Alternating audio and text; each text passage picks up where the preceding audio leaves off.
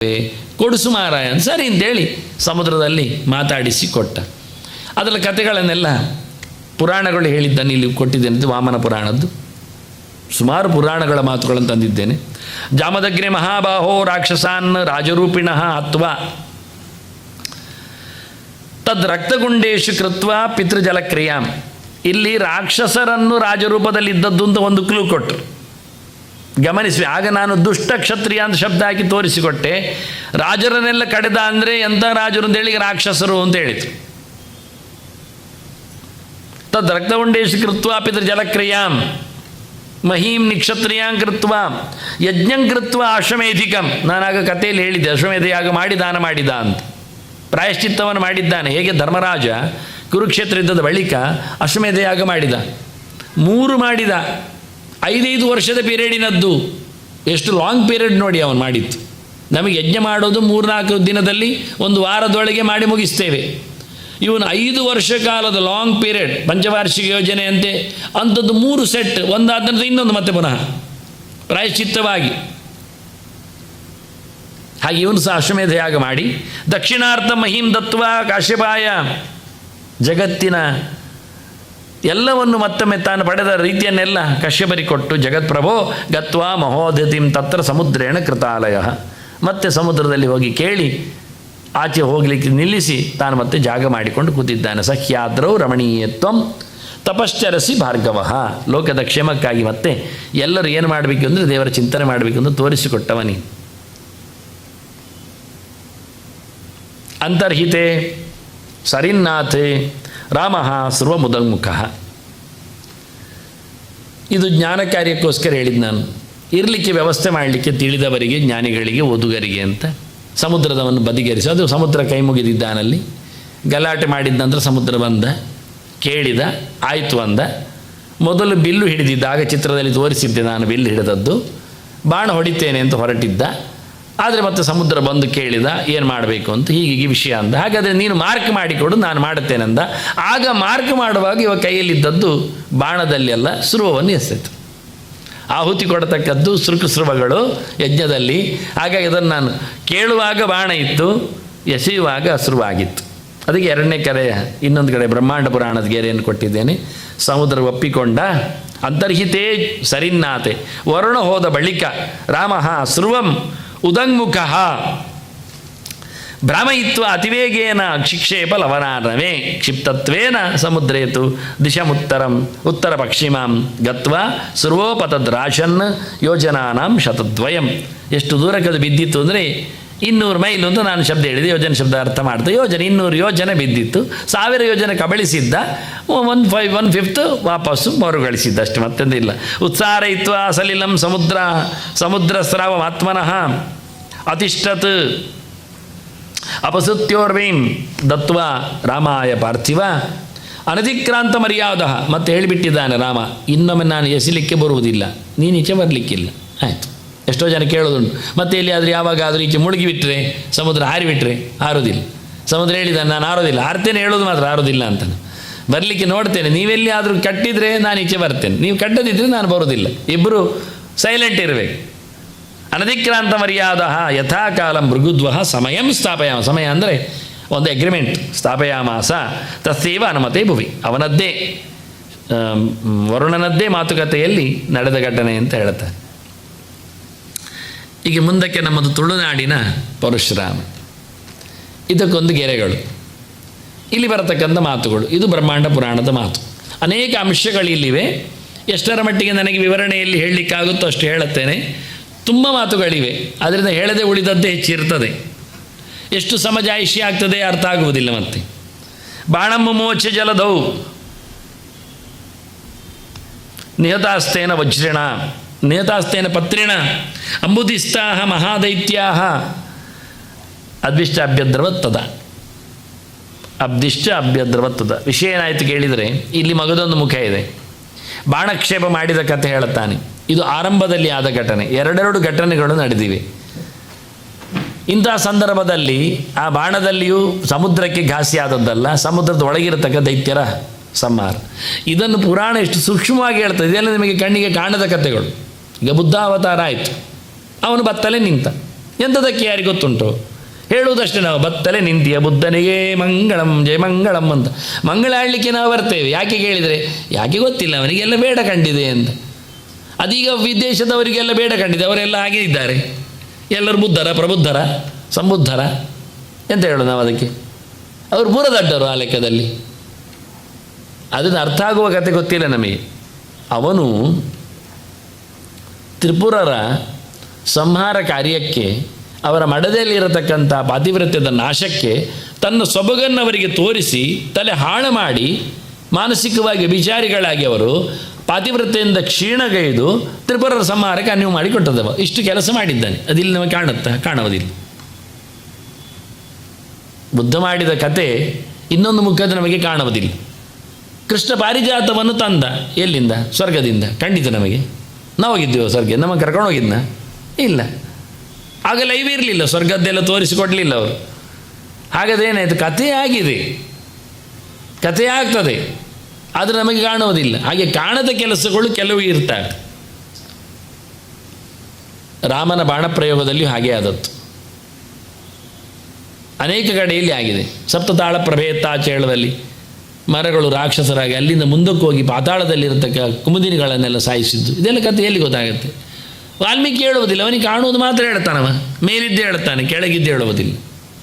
ಹೀಗಾಗಿ ಇಂಥ ಘಟನೆಗಳಲ್ಲಿ ಭಾಳ ಚಂದವಾಗಿ ಪುರಾಣಗಳು ರಹಸ್ಯವನ್ನು ರಿವೀಲ್ ಮಾಡ್ತೇವೆ. ಆದ್ದರಿಂದ ವ್ಯಾಸರು ನಮಗೆ ಹೆಚ್ಚು ಕಾಣುವುದು. ನೀವು ವ್ಯಾಸರು ವಾಲ್ಮೀಕಿಗಳು ಒಟ್ಟೊಟ್ಟಿಗೆ ತೋರಿಸಿಕೊಟ್ರೆ ವಾಲ್ಮೀಕಿ ಏನೂ ಅಲ್ಲ.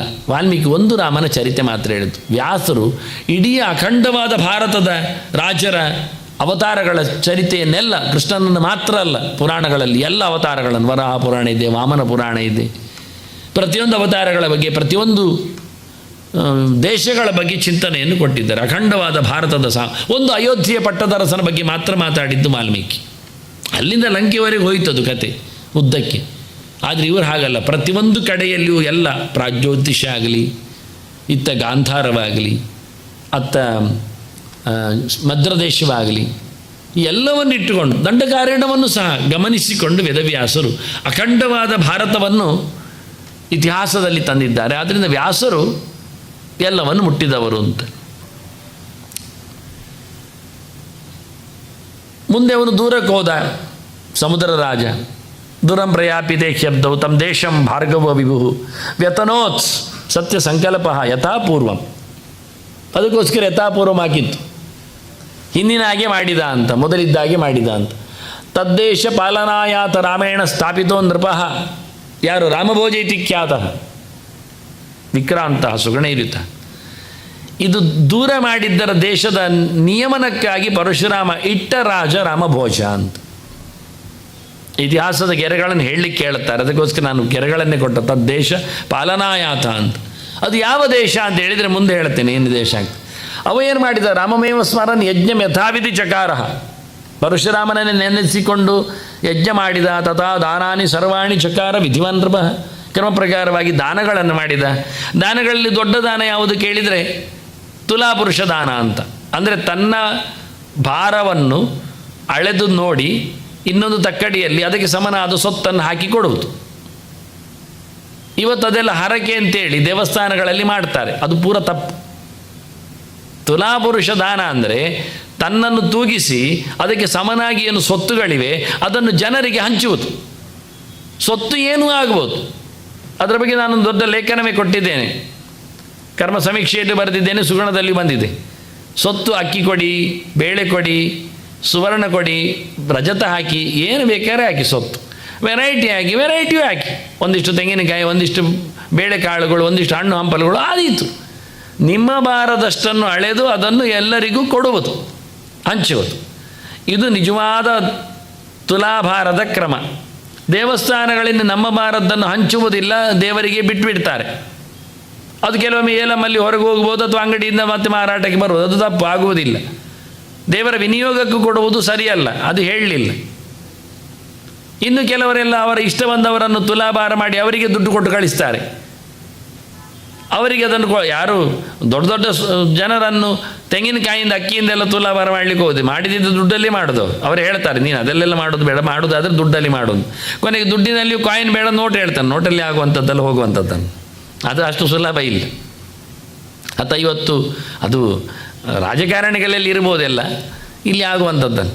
ಇದು ಅವರಿಗೆ ಕೊಡುವಂಥದ್ದು ಇದು ಕ್ರಮವೇ ಅಲ್ಲ. ನಾನು ಈ ಪ್ರಕಾರದ ತುಲಾಭಾರವನ್ನೆಲ್ಲ ಮಾಡಿದವನೇ, ಹೇಳಿ ತೋರಿಸಿಕೊಟ್ಟವನೇ ಹೇಗೆ ಅಂತ. ಹಾಗಾಗಿ ಇಲ್ಲಿ ಮಾಡುವ ರೀತಿ ನೋಡಿ ಹೇಗೆ ಅಂತ. ತುಲಾಪುರುಷ ದಾನಾನಿ ತುಲಾಭಾರಾಂಶ ತುಲಾಪುರುಷದಾನ ತುಲಾಭಾರಾಂಶ ಸರ್ವಶಃ ನಾನಾದೇಶಾದಾಗದೇಭ್ಯ ಬ್ರಾಹ್ಮಣೇಭ್ಯ ಸಹಸ್ರಶಃ ದತ್ವ.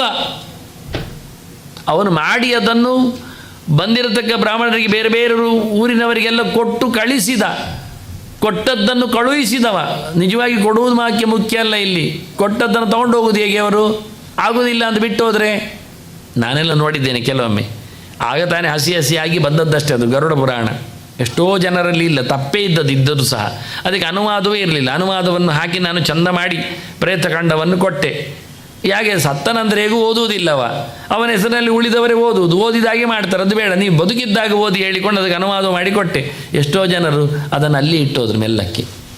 ಎಂಥದಕ್ಕೆ ಗೊತ್ತಿಲ್ಲ ನನಗೆ. ಅವರಿಗೆ ಯಮಲೋಕದ ಹೆದರಿಕೆ ಆಯಿತಾ?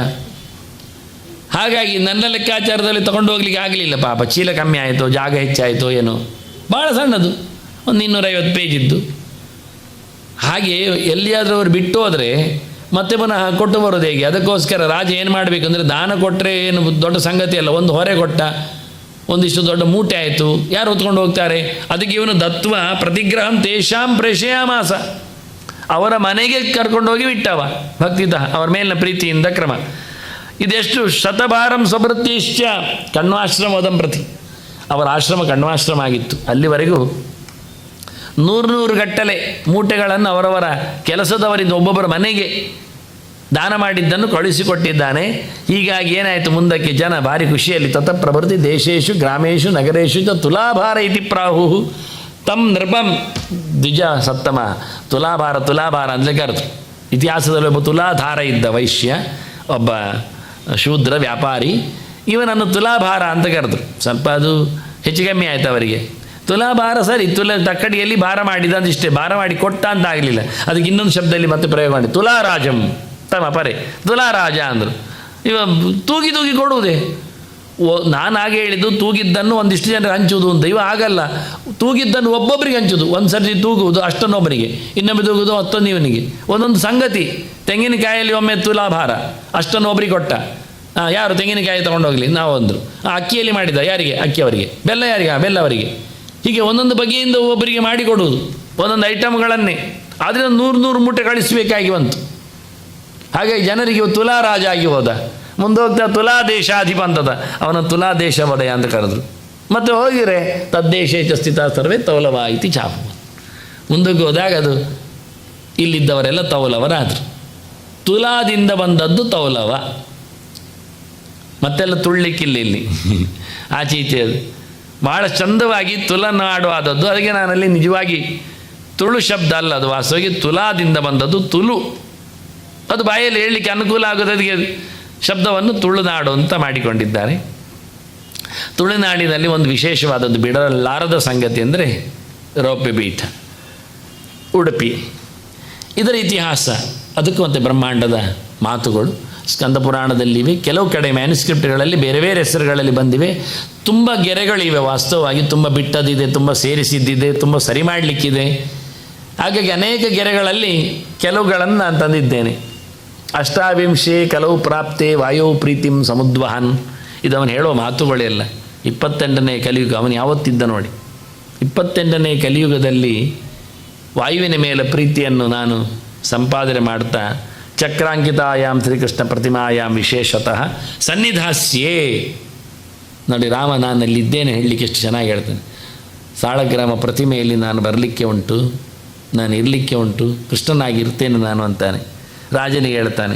ಹಾಗಾಗಿ ಯಾಕೆ ಕೇಳಿದರೆ, ದೀನೋದ್ಧಾರಣ ಕಾರಣ. ಎಷ್ಟೋ ಜನ ದೀನರು ಇರ್ತಾರೆ, ನನ್ನ ಮೇಲೆ ಪ್ರೀತಿಯಿಂದ ಬರುವವರು ಇರ್ತಾರೆ, ಅವರ ಉದ್ಧಾರಕ್ಕಾಗಿ ನಾನು ಬರ್ತೇನೆ ಅಂತಾನೆ. ತ್ವಂಚಮ ಮಾತ್ರ ಸಂಪೂಜ್ಯ ಮುಕ್ತಿಮಂತೆ ಗಮಿಷ್ಯಸಿ. ನೀನಿಲ್ಲಿ ಪೂಜೆ ಮಾಡಿ ಮತ್ತೆ ಮೇಲೆ ಹೊರಟು ಹೋಗ್ತೀಯಾ ಅಂತ ಹೇಳ್ತಾನೆ. ಏವಂ ರಾಮ ತತ್ರ ಯಜ್ಞೆ ಕೃತ್ವಾನುಗ್ರಹಂ ಉತ್ತಮಂ ಮತ್ತೆ ಪ್ರಯಾತಃ ರೂಪಪೀಠಂ ತತ್ಸ್ ಭೂಮಂ ಅಂತರ್ಹಿತಂ ತ್ವಭೂತ್. ರಾಮಭೋಜ ಮಾಡಿದ ಯಜ್ಞದಲ್ಲಿ ಬೆಳ್ಳಿಯ ಪೀಠದಲ್ಲಿ ಪರಶುರಾಮ ಕೂತಿದ್ದ, ಹಾಗಾಗಿ ಇದು ರೌಪ್ಯ ಪೀಠ ಆಗಿತ್ತು. ಆ ಪೀಠವೂ ಸಹ ಮತ್ತೆ ಅಂತರ್ಧಾನವನ್ನು ಪಡೆದಿದೆ ಪರಶುರಾಮನ ನಂತರದಲ್ಲಿ ಹೋದ ಬಳಿಕ. ಆದ್ದರಿಂದ ಈ ಕ್ಷೇತ್ರಕ್ಕೆ ರೌಪ್ಯಪೀಠಾಭಿಧಂ ಕ್ಷೇತ್ರಂ ತದಾನಂತಾಸನಾಭಿಧಂ. ಇದು ಅನಂತಾಸನ ಅಂತ ಅದಕ್ಕೆ ಹೆಸರು, ಅನಂತೇಶ್ವರ ಅಂತ ಹೆಸರಲ್ಲ, ಅನಂತಾಸನ ಅಂತ ಹೆಸರು ಇರುವಂಥದ್ದು. ಅನಂತಾಸನ ಅಂತ ಹೆಸರು ಪಡೆದು ಅನಂತನು ಆಸನನಾಗಿದ್ದ ವ್ಯವಸ್ಥೆ ಅಂತ ಹೇಳಿ ತತ್ರ ರಾಮಂ ಸಂಸ್ತುವತಃ ಸ್ಮರಂತಶ್ಚ ಮಹೀಪತೇ ಕಾಲೇನ ಕಿಯತಾ ತತ್ರ ಭಗವಾನ್ ಭಕ್ತವತ್ಸಲ ಲಿಂಗಾಕಾರೇಣ ತನ್ನ ಮಧ್ಯೆ ವ್ಯಕ್ತೋಭೂತ್ ಕರುಣಾನ್ವಿತ. ಮತ್ತು ದೇಶದವರು ಮುಂದೆ ಕರೆದಾಗ ಅದೇ ಜಾಗದಲ್ಲಿ ಮತ್ತೆ ಭಗವಂತ ಲಿಂಗಾಕಾರದಲ್ಲಿ ಬಂದಿದ್ದಾನೆ. ಅಂದರೆ ದೇವರು ಲಿಂಗಾಕಾರದಲ್ಲಿ ಬರ್ತಾರೆ ಹೇಳಿದ್ದಕ್ಕೆ ಇದೊಂದು ಪ್ರಮಾಣ. ಗಮನ ಅಂದರೆ ಹಾಗೆ. ಇವತ್ತು ನಾವು ಎಷ್ಟೋ ಕ್ಷೇತ್ರಗಳಲ್ಲಿ ಕ್ರೋಡ ಇದೆ, ಶಂಕರನಾರಾಯಣ ಇದೆ, ಅಲ್ಲೆಲ್ಲ ಹರಿಹರ ಅಂತ ಎರಡು ಪ್ರತ್ಯೇಕ ಲಿಂಗಗಳನ್ನು ನೋಡ್ತೇವೆ. ಇಬ್ಬರು ಒಂದೇ ಆದರೆ ಎರಡು ಲಿಂಗ ಬೇಡಲ್ವ? ಮತ್ತು ಶಿವನಿಗೆ ಮಾತ್ರ ಲಿಂಗ ಅಲ್ಲ, ಬಪ್ಪನಾಡು ಹೆರ್ಗೆ ಎಲ್ಲ ನೋಡಿದರೆ ದುರ್ಗೆಗೂ ಲಿಂಗಗಳುಂಟು. ಅಲ್ಲಿ ಪೆರಣಂಗೆಲ್ಲ ಹೋದರೆ ಶಿವನಿಗೂ ಲಿಂಗ ಉಂಟು, ಅಥವಾ ಹೊರಗೆ ಗಣಪತಿಗೂ ಲಿಂಗ ಉಂಟು. ಅದನ್ನು ಲಿಂಗ ಅಂದರೆ ಕೇವಲ ಅದು ಶಿವನೇ ಆಗಬೇಕಾಗಿ ಅಲ್ಲ, ಯಾರೋ ಆಗ್ತದೆ. ಕೊಲ್ಲೂರಿಗೆ ಹೋದರೆ ಅಲ್ಲಿಯೂ ಲಿಂಗವೇ, ಅದು ಲಕ್ಷ್ಮೀ ಲಿಂಗ, ಲಕ್ಷ್ಮೀನಾರಾಯಣ ಲಿಂಗ, ಅದು ಪೂಜೆ ಆಗೋದು ಲಕ್ಷ್ಮಿಗೆ ಮಾತ್ರ ಅಲ್ಲಿ. ಹಾಗೆ ಇವೆಲ್ಲ ಹಾಗೆ ರೌಪ್ಯಪೀಠಂ ಕುಮಾರಾದ್ರಿಯಲ್ಲಿ ಕುಕ್ಕೆ ಲಿಂಗ, ಅದು ಷಣ್ಮುಖ ಲಿಂಗ. ಅಲ್ಲಿ ಸಿಗ್ತದೆ ಲಿಂಗ, ಸಿಗ್ತದೆ ಬೆಟ್ಟಕ್ಕೆ ಹೋದವರಿಗೆ, ಅಲ್ಲಿ ಲಿಂಗವಿದ್ದದ್ದು. ಹೀಗೆ ಎಲ್ಲ ಕಡೆಯಲ್ಲಿ ಒಬ್ಬೊಬ್ಬರ ಆರಾಧನೆ. ಈಗ ಶಿವನ ಲಿಂಗ ಇದ್ದಾಗೆ ಎಲ್ಲ ಕಡೆ ರೌಪ್ಯಪೀಠಂ ಕುಮಾರಾದ್ರಿ ಕುಂಭಾಸಿಯಲ್ಲಿ ಹರಿಹರರು ಕೆಳಗಿನ ಲೆಕ್ಕಾಚಾರ, ಅದು ಮೇಲೆ ಗಣಪತಿ ಲಿಂಗದಲ್ಲೇ ಇರೋದಲ್ಲಿ ಮತ್ತೇನದೇನು ವಿಶೇಷ ಇಲ್ಲ. ಧ್ವಜೇಶ್ವರ, ಕ್ರೋಡ, ಗೋಕರ್ಣ ಲಿಂಗವೇ, ಮೂಕಾಂಬ. ಈ ಸಪ್ತಕ್ಷೇತ್ರಗಳು ಲಿಂಗಾಕಾರದ ಕ್ಷೇತ್ರಗಳೇ, ಚಿಂತನೆಗೆ ಅನುಕೂಲ ಆಗಲಿ. ಇಲ್ಲಿ ಹಾಗೆ ಅದೆಲ್ಲಿಂದ ಆಪಾತಾಳ ತಲಾತ್ ತಸ್ಯ ಮೂಲಂ ಭೂಮೌ ಶಿರಕ್ಕೆ, ಕೆಳಗಿನಿಂದ ಮೇಲೆದ್ದು ಬಂದ ಲಿಂಗ ಅಂತ ಬಹಳ ವಿಚಿತ್ರವಾಗಿ ಪುರಾಣ ಮಾತಾಡ್ತದೆ. ನಮಗೆ ಅರ್ಥ ಆಗದ ಸಂಗತಿಗಳಿವೆಲ್ಲ. ತನ್ಮಧ್ಯೆ ರಾಜತಂ ಪೀಠಂ ಕ್ರೋಶ ಮಾತ್ರ ಮಹತ್ತರಂ, ಕೂಗಳತೆಯಷ್ಟು ದೂರಕ್ಕೆ ಅಂತ. ಗುಡ್ಡೆಯಲ್ಲಿ ಹೋಗಿ ಒಬ್ಬ ಕೂಗಿದರೆ ಸುಮಾರು 3 ಮೈಲ್ ಕೇಳ್ತದೆ ಅಂತ ಕ್ರಮ ಹಿಂದಿನ ಕಾಲದಲ್ಲಿ. ಹಾಗೆ ಇಲ್ಲಿ ಅಷ್ಟು ದೂರದ ವ್ಯಾಪ್ತಿಯಲ್ಲಿ ಇದು ರಜತ ಪೀಠದ ಕಥೆ ಅಂತ ಗಮನ ಕೊಡ್ತಾರೆ. ಇನ್ನು ತುಂಬ ಬೌಂಡ್ರಿ ಲೈನ್ಸ್ಗಳನ್ನೆಲ್ಲ ಹೇಳ್ತಾರೆ, ದುರ್ಗಾಲಯಗಳ ಬಗ್ಗೆ ಎಲ್ಲ ಭಾಳಷ್ಟು ಮುಂದೆ ಮಾತಿದೆ ಅಲ್ಲಿ ವಾಸ್ತವವಾಗಿ. ತಲ್ಲಿಂಗಂ ವೀಕ್ಷ್ಯ ನೃಪತಿ ವಿಸ್ಮಿತಃ ಹೃಷ್ಟಮಾನಸ ಪೂಜೆಯಾಮಾಸ ವಿಧಿನ ಮಹತಾ ವೈಭವೇನ ಚ. ಲಿಂಗ ಆವಿರ್ಭಾವಗೊಂಡ ಬಳಿಕವೂ ರಾಜನ ಪೂಜಾ ವಿಧಾನಗಳೆಲ್ಲ ನಡೆದಿದ್ದವು ಎನ್ನುವ ವಿಷಯವನ್ನು ಪುರಾಣ ಹೇಳ್ತದೆ. ಮುಂದೆ ಕೃಷ್ಣನಾಗಿ ತನ್ನ ನೆಲೆ ಇಲ್ಲಿ ರೂಪಪೀಠದಲ್ಲಿ ಆಗ್ತದೆ ಎನ್ನುವುದನ್ನು ಸಹ ಈ ಪುರಾಣ ಗುರುತಿಸಿದೆ. ಅದರಲ್ಲಿಯೂ ಪ್ರಾಣದೇವರ ಪ್ರೀತಿಗೆ ಅಂತ, ವಾಯುವಿನ ಪ್ರೀತಿಗೆ ಅಂತ ಹೇಳುತ್ತದೆ. ಇದರ ಪಕ್ಕದಲ್ಲಿ ಇನ್ನೊಂದು ಘಟನೆ ನಡೆದಿದೆ. ಇದು ಚಂದ್ರೇಶ್ವರದ ಘಟನೆ. ಇನ್ನೊಂದು, ಒಂದೊಮ್ಮೆ ಲಿಂಗ ಅದು ಶಿವನದ್ದೇ ಆದರೆ ಇನ್ನೊಂದು ಬೇಕಾ ಇಲ್ಲಿ ಲಿಂಗ ಅಂತ ನಮಗೆ ಪ್ರಶ್ನೆ ಬರ್ತದೆ. ಆದರೆ ಇದರ ಕಥೆ ಏನು, ಔಚಿತ್ಯ ಏನು, ಇದು ಎರಡು ಯಾಕೆ ಆಗಿದೆ ಇಲ್ಲಿ? ಒಂದು ಕಡೆಯಲ್ಲಿ ಅನಂತಾಸನ, ಇನ್ನೊಂದು ಕಡೆಯಲ್ಲಿ ಚಂದ್ರೇಶ್ವರ. ಯಾಕೆ ಅಂದರೆ ಅದಕ್ಕೆ ಮತ್ತೊಂದಿಷ್ಟು ಇತಿಹಾಸ ಅಲ್ಲಿ ಗೆರೆಗಳನ್ನು ಉಲ್ಲೇಖ ಮಾಡಿದ್ದೇನೆ ನಾನು. ಯದಾ ಪರಶುರಾಮೋಹಂ ಸ್ವಾಂಶೇನ ಆಪ್ಯಾಯ್ಯ ಶಂಕರಂ ಧನುರ್ವೇದಂ ಪುರ ಅಗ್ರಣ್ಣ ಲೋಕಂ ಸರ್ವಂ ವಿಡಂಬಯನ್. ನಾನು ಹಿಂದೆ ಒಂದು ಆಟ ಮಾಡಿದೆ, ಜನರಿಗೆ ತಿಳಿಸ್ಲಿಕ್ಕೆ ನಾನು ಶಿವನ ಶಿಷ್ಯನಾಗಿ ನಿಂತೆ. ಯಾಕೆ, ನನಗೆ ಕೊಡಲಿ ಬೇಕಲ್ಲ, ಅದು ನಾನು ಕತೆ ಹೇಳಲಿಲ್ಲಲ್ಲ.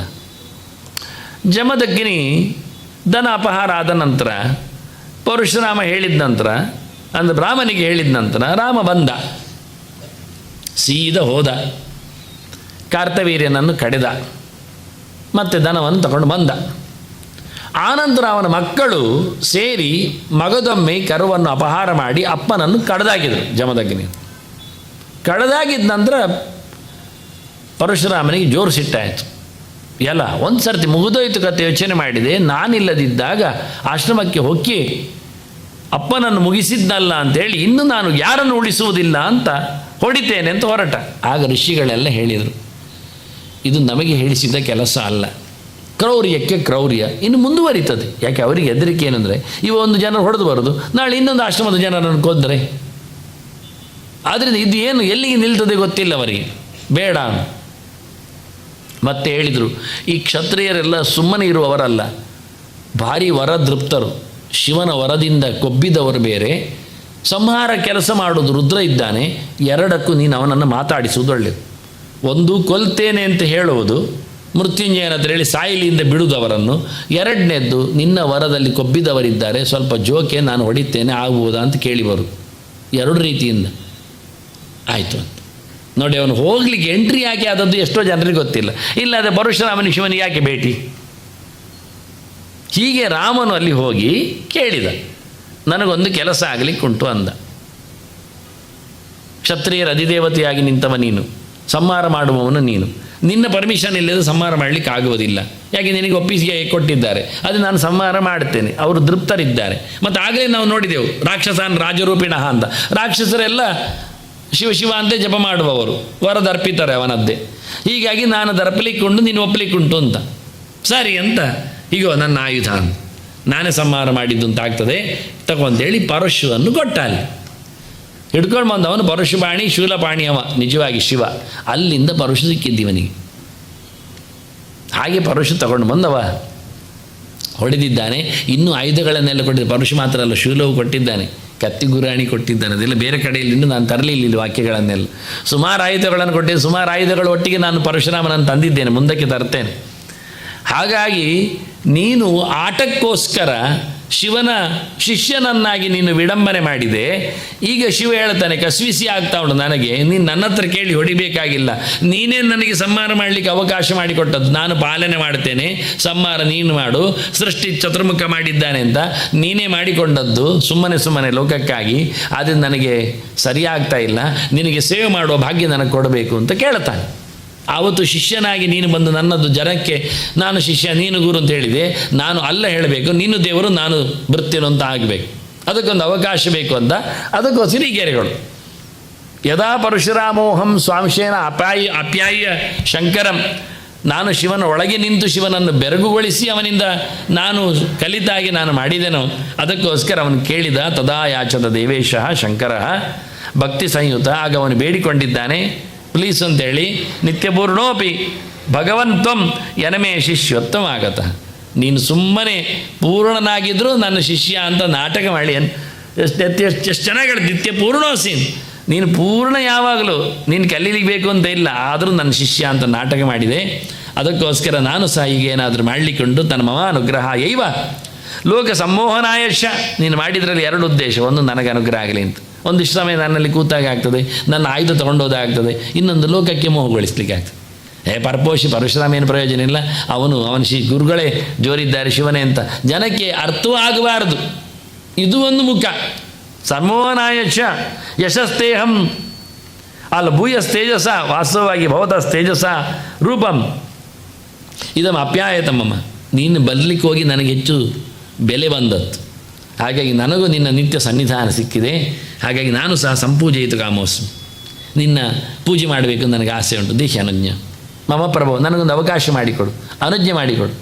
ಏವಂ ತತ್ ಪ್ರಾರ್ಥನಾಂ ಶ್ರುತ್ವ ತದಾ ದತ್ತಃ ವರೋಮಯ. ನಾನು ಅವನಿಗೆ ಅದಕ್ಕೋಸ್ಕರ ಒಂದು ವರ ಕೊಟ್ಟೆ. ಆಯಿತು ಮಾರೆ, ನಾನು ಪೂಜೆ ಮಾಡು, ನಾನಲ್ಲಿ ಒಂದು ಕೂತ್ಕೊಳ್ತೇನೆ, ಪರಶುರಾಮನಾಗಿ ನಾನು ಕೂತ್ಕೊಳ್ತೇನೆ, ನೀನಾಗ ಚಂದ್ರೇಶ್ವರನಾಗಿ ನನ್ನ ಎದುರು ಬಂದು ಪೂಜೆ ಮಾಡಲಿಕ್ಕೆ ಇರು ಅಂತ ಹೇಳಿ ವಾಸ್ತವವಾಗಿ ಇಲ್ಲಿ ಬರಲಿಕ್ಕೆ ಹೇಳಿದ. ಅವತಾರ, ಅದಕ್ಕೆ ಅವನು ಚಿಂತನೆ ಮಾಡಿದ. ಅವತಾರಾರ್ಥ ನಿಷ್ಪತ್ತೇಹೇ ಊರ್ಧ್ವಂ ಶಂಕರ ಪಾವನೆ ರೋಪಿಬೀಟೆ ಲಿಂಗರೂಪ ದಿವ್ಯನಾಗಾಸನೋಪರಿ ಅನಂತಾಸನಲ್ಲಿ. ದಿವ್ಯನಾಗ ಉಪರಿ, ದಿವ್ಯನಾಗ ಯಾವುದು? ಅನಂತ. ಇದ್ದದರಲ್ಲಿ ದಿವ್ಯನಾಗ ಅವನು. ಅನಂತಾಸನನ ಮೇಲೆ ನಾನು ಇರ್ತೇನೆ, ಅಲ್ಲಿ ಬರ್ತೇನೆ. ಶೀಘ್ರಂ ಪ್ರಾದುರ್ಭವಿಷ್ಯಾಮಿ ತವ ಪ್ರಿಯ ಚಿಕೀರ್ಷಯ ತದಾ ಪ್ರಭೃತಿ ಚತ್ವಾಂ ತ್ವಂ ಮಾಂ ತ್ವದ್ರೂಪಧರಂ ಅಚ್ಯುತಂ. ನಿನ್ನದೇ ರೂಪದಲ್ಲಿ ಬರ್ತೇನೆ, ಅಂದರೆ ಲಿಂಗ ರೂಪದಲ್ಲಿ ಇರ್ತೇನೆ. ನಿನಗೆ ಲಿಂಗದಲ್ಲೇ ಪೂಜೆ ಅಂತ ಹೇಳಿಬಿಟ್ಟಿದ್ದಾರೆ. ಶಿವನಿಗೆ ಮಾತ್ರ ಲಿಂಗದಲ್ಲೇ ಪೂಜೆ. ಅದು ಅವನದ್ದೊಂದು ದೊಡ್ಡ ಎಡವಟ್ಟಾದ ಕಾರ್ಯಕ್ರಮ. ಅದು ನಾನು ಮತ್ತೊಮ್ಮೆ ಶಿವಚಿಂತನೆಯಲ್ಲಿ ಬಂದರೆ ಹೇಳಬಹುದು. ಇನ್ನೂ ತುಂಬ ಬಾಕಿ ಇದೆ ಅದರದ್ದು, ಶಿವರಾತ್ರಿದ್ದು. ಹಾಗಾಗಿ ಅವನಿಗೆ ಅದೇ ರೂಪದಲ್ಲಿ ಆರಾಧನೆ. ಆದರೆ ನಿನ್ನದಾಗಿ ನಾನು ಸಹ ಅದೇ ರೀತಿಯಲ್ಲಿ ಬರ್ತೇನೆ. ನಾನು ಲಿಂಗದಲ್ಲಿ ನೆಲೆಗೊಳ್ತೇನೆ, ನೀನು ಪೂಜೆ ಮಾಡಲಿಕ್ಕೆ ಬಾ ಅಂತಾನೆ. ಪುರತೋ ವರ್ತಮಾನಶ್ಚ ಪೂಜಯಿಷ್ಯಸಿ ನಿತ್ಯಶ. ಎದುರು ನೀನು ಇದ್ದುಕೊಂಡು ನನ್ನ ಪೂಜೆ ಮಾಡ್ತೀಯಾ. ಏವ ಮದ್ವಾಕ್ಯಮಾಕರ್ಣ್ಯ ಮದಾವಿರ್ಭಾವವನ್ನು ಸನ್ಮುಖ. ನಿಲ್ಲಿ ನೋಡಿ, ವಾಸ್ತವವಾಗಿ ಮದಾವಿರ್ಭಾವ ಸಮ್ಮುಖ ಅಂತ ಉಂಟು. ಆದ್ದರಿಂದ ಇವತ್ತು ನನ್ನ ಲೆಕ್ಕಾಚಾರಿಯಲ್ಲಿ ಹೇಳಿದ ಗೆರೆ ನೋಡಿದರೆ ಚಂದ್ರೇಶ್ವರವನ್ನು ಯಾರು ಅಂತ ಹೇಳೋದು ನಾನು ಪ್ರಶ್ನೆಯಲ್ಲಿ ಕೇಳಿಕೊಂಡು ಅದರ ಬಂದದ್ದು ಹೇಳಿಕೊಂಡು ಎಲ್ಲ ಪೂರ್ವಕ್ಕಿರಬೇಕು ಪ್ರಧಾನರು ಅಂತ. ನಿಜವಾಗಿ ಪ್ರಧಾನರು ಪೂರ್ವಕ್ಕಿರುವುದು ಸತ್ಯ, ಅಪ್ರಧಾನರು ಪ್ರಧಾನಕ್ಕೆ ಮುಖ ಹಾಕಿರುವುದು ಸತ್ಯ. ನೀವು ಬೇರೆ ದೇವಸ್ಥಾನಗಳಲ್ಲಿ ಇನ್ನು ನೋಡಿ ಹೇಗಿರ್ತದೆ ಅಂತ. ಇತರ ಆಲಯಗಳು, ಸಬ್ ಆಲಯಗಳು, ಮಂದಿರಗಳೆಲ್ಲ ಪೂರ್ವಕ್ಕೆ ಮೋರೆ ಹಾಕಿ ಇರುವುದಿಲ್ಲ, ಉತ್ತರ ದಕ್ಷಿಣಕ್ಕೆ ಎಲ್ಲ. ನಾವು ಕೃಷ್ಣ ಮಠ ಇಟ್ಕೊಳ್ಳುವ, ಗರುಡ ಆಂಜನೇಯ, ಗರುಡ ಮತ್ತು ಮುಖ್ಯ ಪ್ರಾಣ ಹೇಗಿದ್ದಾನೆ, ಅವನು ದೇವರಿಗೆ ಸರಿಯಾಗಿದ್ದಾನೆ, ಆಚೀಚೆ ಉತ್ತರ ದಕ್ಷಿಣಕ್ಕೆ ಮೋರೆ ಹಾಕಿದ್ದಾನೆ, ಅವನು ಪೂರ್ವಕ್ಕಿಲ್ಲ. ನಿಜವಾಗಿ ಎಲ್ಲ ದೇವರು ಪೂರ್ವಕ್ಕೆ ಇರಬೇಕಲ್ಲ, ನಾನು ಪೂರ್ವಕ್ಕೆ ಇರುವುದೇ ಮುಖ್ಯ ಅಲ್ಲ ಅಂತ ಗಣಪತಿ ಚಿಂತನೆಯಲ್ಲಿ ಕೊಟ್ಟಿದ್ದೇನೆ. ಪಶ್ಚಿಮಕ್ಕೆ ಎನ್ನುವುದೇ ವಾಕ್ಯ ಇರೋದು ಅಂತ. ನಾವು ಪೂಜೆ ಮಾಡೋದು ಪೂರ್ವಕ್ಕೆ, ಪ್ರತಿಮೆ ಪಶ್ಚಿಮಕ್ಕೆ. ಇದು ಪೂರ್ವ, ಪೂಜೆ ಮಾಡುವುದು ನಾವು ಈಚೆ ಮೊರೆಗೆ, ಪಶ್ಚಿಮಕ್ಕೆ ಪ್ರತಿಮೆ. ಇಲ್ಲ ನಾವು ಉತ್ತರಕ್ಕೆ ಮೋರೆ ಹಾಕಿದರೆ ಅದು ಪೂರ್ವಕ್ಕೆ ಇರಬೇಕಾಗುತ್ತೆ, ತಿರುಗಿಸಿ ಕೂತ್ಕೊಳ್ಬೇಕಾಗತ್ತೆ, ಎರಡರಲ್ಲಿ ಒಂದಾಗಲಿಕ್ಕೆ. ಹೀಗಾಗಿ ಇಲ್ಲಿ ಚಂದ್ರೇಶ್ವರ ವಾಸ್ತವವಾಗಿ ಅನಂತೇಶ್ವರಕ್ಕೆ ಅಭಿಮುಖವಾಗಿದ್ದದ್ದು. ಪುರತೋ ವರ್ತಮಾನಶ್ಚ ಪೂಜಯಿಷ್ಯಸಿ ನಿತ್ಯಶಃ. ಎದುರು ನೀನು ಇದ್ದುಕೊಂಡು ನಿತ್ಯ ಪೂಜೆ ಮಾಡ್ತಿ ಹೇಳಬೇಕಾದ್ರೆ ಅದು ತಿರುಗಿ ಇರಬೇಕು. ಏವಂ ಮದ್ವಾಕ್ಯಂ ಆಕರ್ಣ್ಯಂ ಅದಾವಿರ್ಭಾವ ಸಮ್ಮುಖ. ನನ್ನ ಆವಿರ್ಭಾವಕ್ಕೆ ಸಮ್ಮುಖನಾಗಿ ಅಂದಾಗಿದ್ದು ಪಿರಮುಖನಾಗಿದ್ದಾನ, ಹಿಮ್ಮುಖ ಆಗಿದೆ ಇದು. ನಾವು ಈ ಇತಿಹಾಸವನ್ನು ಹೇಳುವುದು ಇಲ್ಲಿ, ಕೇಳುವುದು ಯಾರು? ಎಷ್ಟೋ ದೇವಸ್ಥಾನಗಳಲ್ಲಿ ಇವತ್ತು ಬದಲು ಮಾಡಿದ್ದಾರೆ. ಸೈಡ್ ಇದ್ದ ದೇವತೆಗಳನ್ನು ಎದುರು ಮಾಡಿದವರಿದ್ದಾರೆ. ಇಲ್ಲಿ ಅವನಿಗೆ ಪ್ರಾಶಸ್ತ್ಯ ಇಲ್ಲ, ಇಲ್ಲಿ ಗಣಪತಿಗೆ ಸಿಗುವುದಿಲ್ಲ, ಆದ್ದರಿಂದ ಅದನ್ನು ತಿರುಗಿಸಿ ಅಂತ. ಅವ ಪಾಪ ಕಂಬದಲ್ಲಿ ಬಂದಿದ್ದಾನೆ, ಕೊನೆಗೆ ಕಂಬವನ್ನೇ ತಿರುಗಿಸಿ ಬಿಡಿದವರು ಪೂರ್ವಕ್ಕೆ. ಅಂತಂದು ಮಾಡಿದ್ದು ನೋಡಿದ್ದೇನೆ ನಾನು. ಮುಖ್ಯ ಪ್ರಾಣನಿದ್ದಾನೆ ಬದಿಯಲ್ಲಿ, ಅವನನ್ನು ತಿರುಗಿಸಿದವರಿದ್ದಾರೆ, ಎದುರಲ್ಲಿ ಹಾಕಿಟ್ಟಿದ್ದಾರೆ ಪೂರ್ವಕ್ಕೆ. ಹಾಗಾಗಿ ಇದು ತಪ್ಪು ಹೇಳಲಿಕ್ಕೋಸ್ಕರ ಗೆರೆಗಳನ್ನು ಉಲ್ಲೇಖ ಮಾಡಿದೆ. ವಾಸ್ತವವಾಗಿ ಪುರತೋ ವರ್ತಮಾನಶ್ಚ ಪೂಜಯಿಷ್ಯಸಿ ನಿತ್ಯಶಃ ಏವಂ ಮದ್ವಾಕ್ಯಂ ಆಕರ್ಣ್ಯ ಮದಾವಿರ್ಭಾವ ಸಮ್ಮುಖ ಚಂದ್ರಸ್ಯ ಅಭೀಷ್ಟದಾನಾಯ ಪ್ರಾದುರ್ಭೂತಃ ಸುರೋತ್ತಮ. ಚಂದ್ರೇಶ್ವರ ಅಂದರೆ ಅದು ಅರ್ಥ. ಚಂದ್ರನಿಗೆ ಅಭೀಷ್ಟಗೊಳ್ಳಿಕ್ಕೆ ಅವನು ಅಬ್ಜಾರಣ್ಯಲ್ಲಿ ತಪಸ್ಸು ಮಾಡಿದವ, ಅದು ಅವನದ್ದೇ ಕೆಲವೆಲ್ಲ ಕೆಲಸಗಳುಂಟು, ಅದೊಂದು ಬೇರೆ ಇತಿಹಾಸ. ಇಲ್ಲಿ ಲಿಂಕ್ ಮಾಡಲಿ, ಇಲ್ಲಿ ಪರಶುರಾಮನಿಗೆ ಮಾತ್ರ ಲಿಂಕ್ ಮಾಡ್ತಾ ಇದ್ದೇನೆ. ಚಂದ್ರಸ್ಯ ಅಭೀಷ್ಟದಾನಾಯ ಪ್ರಾದುರ್ಭೂತಃ ಸುರೋತ್ತಮ ಶಂಕರ ಭಾರ್ಗವ ಕ್ಷೇತ್ರೇ. ಇದು ಪರಶುರಾಮ ಕ್ಷೇತ್ರೇ ಹೇಳಬೇಕಾದ್ರೆ ಹೇಳಬೇಕು ಅಂತ ಹೇಳ್ತಾರೆ. ಇಲ್ಲಿ ಎಲ್ಲ ಒಂದೊಂದು ಶಬ್ದದಿಂದ ಕೆಲವು ಗುರುತಿಸ್ಲಿಕ್ಕಿರುವಂಥದ್ದು.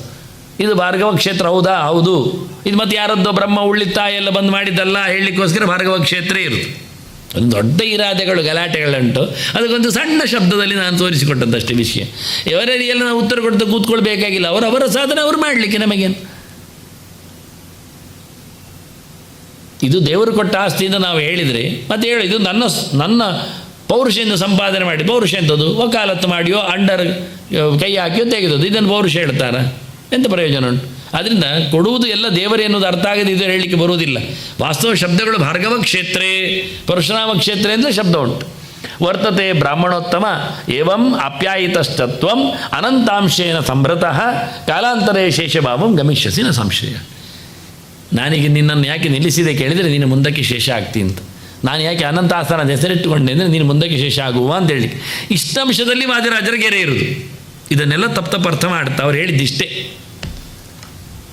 ಇಷ್ಟು ಪುರಾಣಗಳ ವಿಷಯದಲ್ಲಿ ಮುಂದೆ ಶೇಷನಾಗುವವ ಶೇಷಸ್ಯಾಹೇಷ ಪದವೀಂ ಶಬ್ದ ಎಲ್ಲ ಹಾಕಿದ್ದಾಗಿ, ಮುಂದೆ ಅವನಿಗೆ ಶಿವಸ್ಯ ಆಶೇಷ ಪದವೀಂ, ಶೇಷಸ್ಯ ಅಲ್ಲ ಶಿವಸ್ಯ ಅಹೀಷ ಪದವೀಂ, ಮುಂದಕ್ಕೆ ಶಿವನಿಗೆ ಶೇಷ ಪದವಿ ಬರ್ತದೆ ಅಂತ ತೋರಿಸಲಿಕ್ಕೆ ನಾನು ಸಹ ಅನಂತಾಸನದಲ್ಲಿ ಕೂತಿದ್ದೇನೆ ಅಂತ ಹೇಳಲಿಕ್ಕೆ ನಿನಗೆ ಎದುರಾಗಿ, ಅಂದರೆ ಶಿವನಿಗೆ ಎದುರಾಗಿ ದೇವರು ಇರಬೇಕು.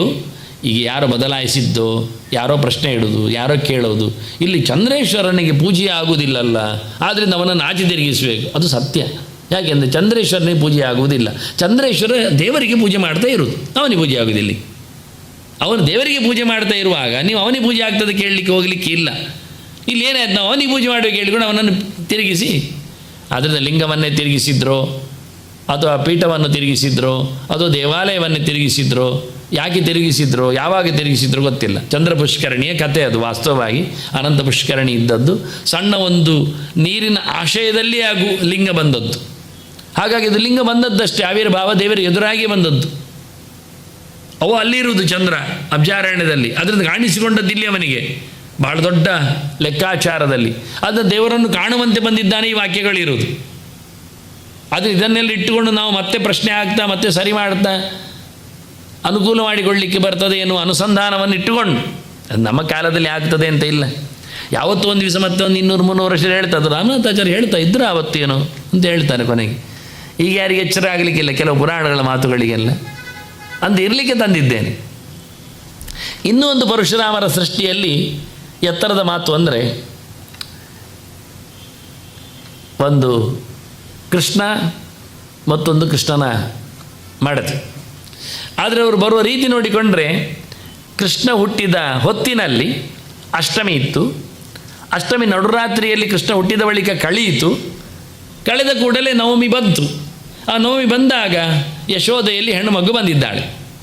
ಕೃಷ್ಣ ಮತ್ತೆ ನಂದನಲ್ಲಿ ಹೋಗಿ ಬದುಕಿದ್ದರಿಂದ ನಂದ ತಾಯಿ ಆಗ್ತಾನೆ, ನಂದ ತಂದೆ ಆಗ್ತಾನೆ, ಯಶೋದೆ ತಾಯಿ ಆಗ್ತಾಳೆ. ಆದ್ದರಿಂದ ನಂದ ತಾಯಿಯ ಮಗಳು ಕೃಷ್ಣನಿಗೆ ತಂಗಿ ಆಗ್ತಾಳೆ.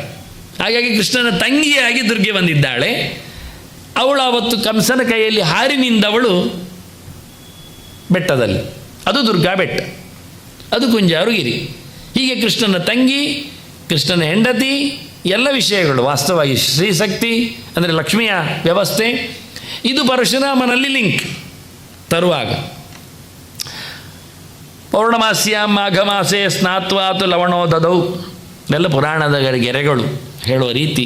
ಮಾಘ ಮಾಸದಲ್ಲಿ ಹುಣ್ಣಿಮೆಯಲ್ಲಿ ಸಮುದ್ರದಲ್ಲಿ ಸ್ನಾನ ಮಾಡುವ ಚಿಂತನೆ ಕೊಡ್ತಾ ಬಲಭದ್ರಂ ತಥಾ ದೃಷ್ಟವ ತತ್ರ ಕಾನನ ದೇವತಾಂ, ಅಲ್ಲಿ ಬಲರಾಮನಿಗೆ ಕೈ ಮುಗಿದು, ಇವತ್ತು ಬಲರಾಮ ಇಲ್ಲಂತೆ, ಆಶ್ಚರ್ಯ ಆಗುತ್ತೆ ನನಗೆ. ಅಲ್ಲಿ ನಿಂತವ ಬಲರಾಮ, ಕೈಯಲ್ಲಿರುವುದು ಕೋಲು.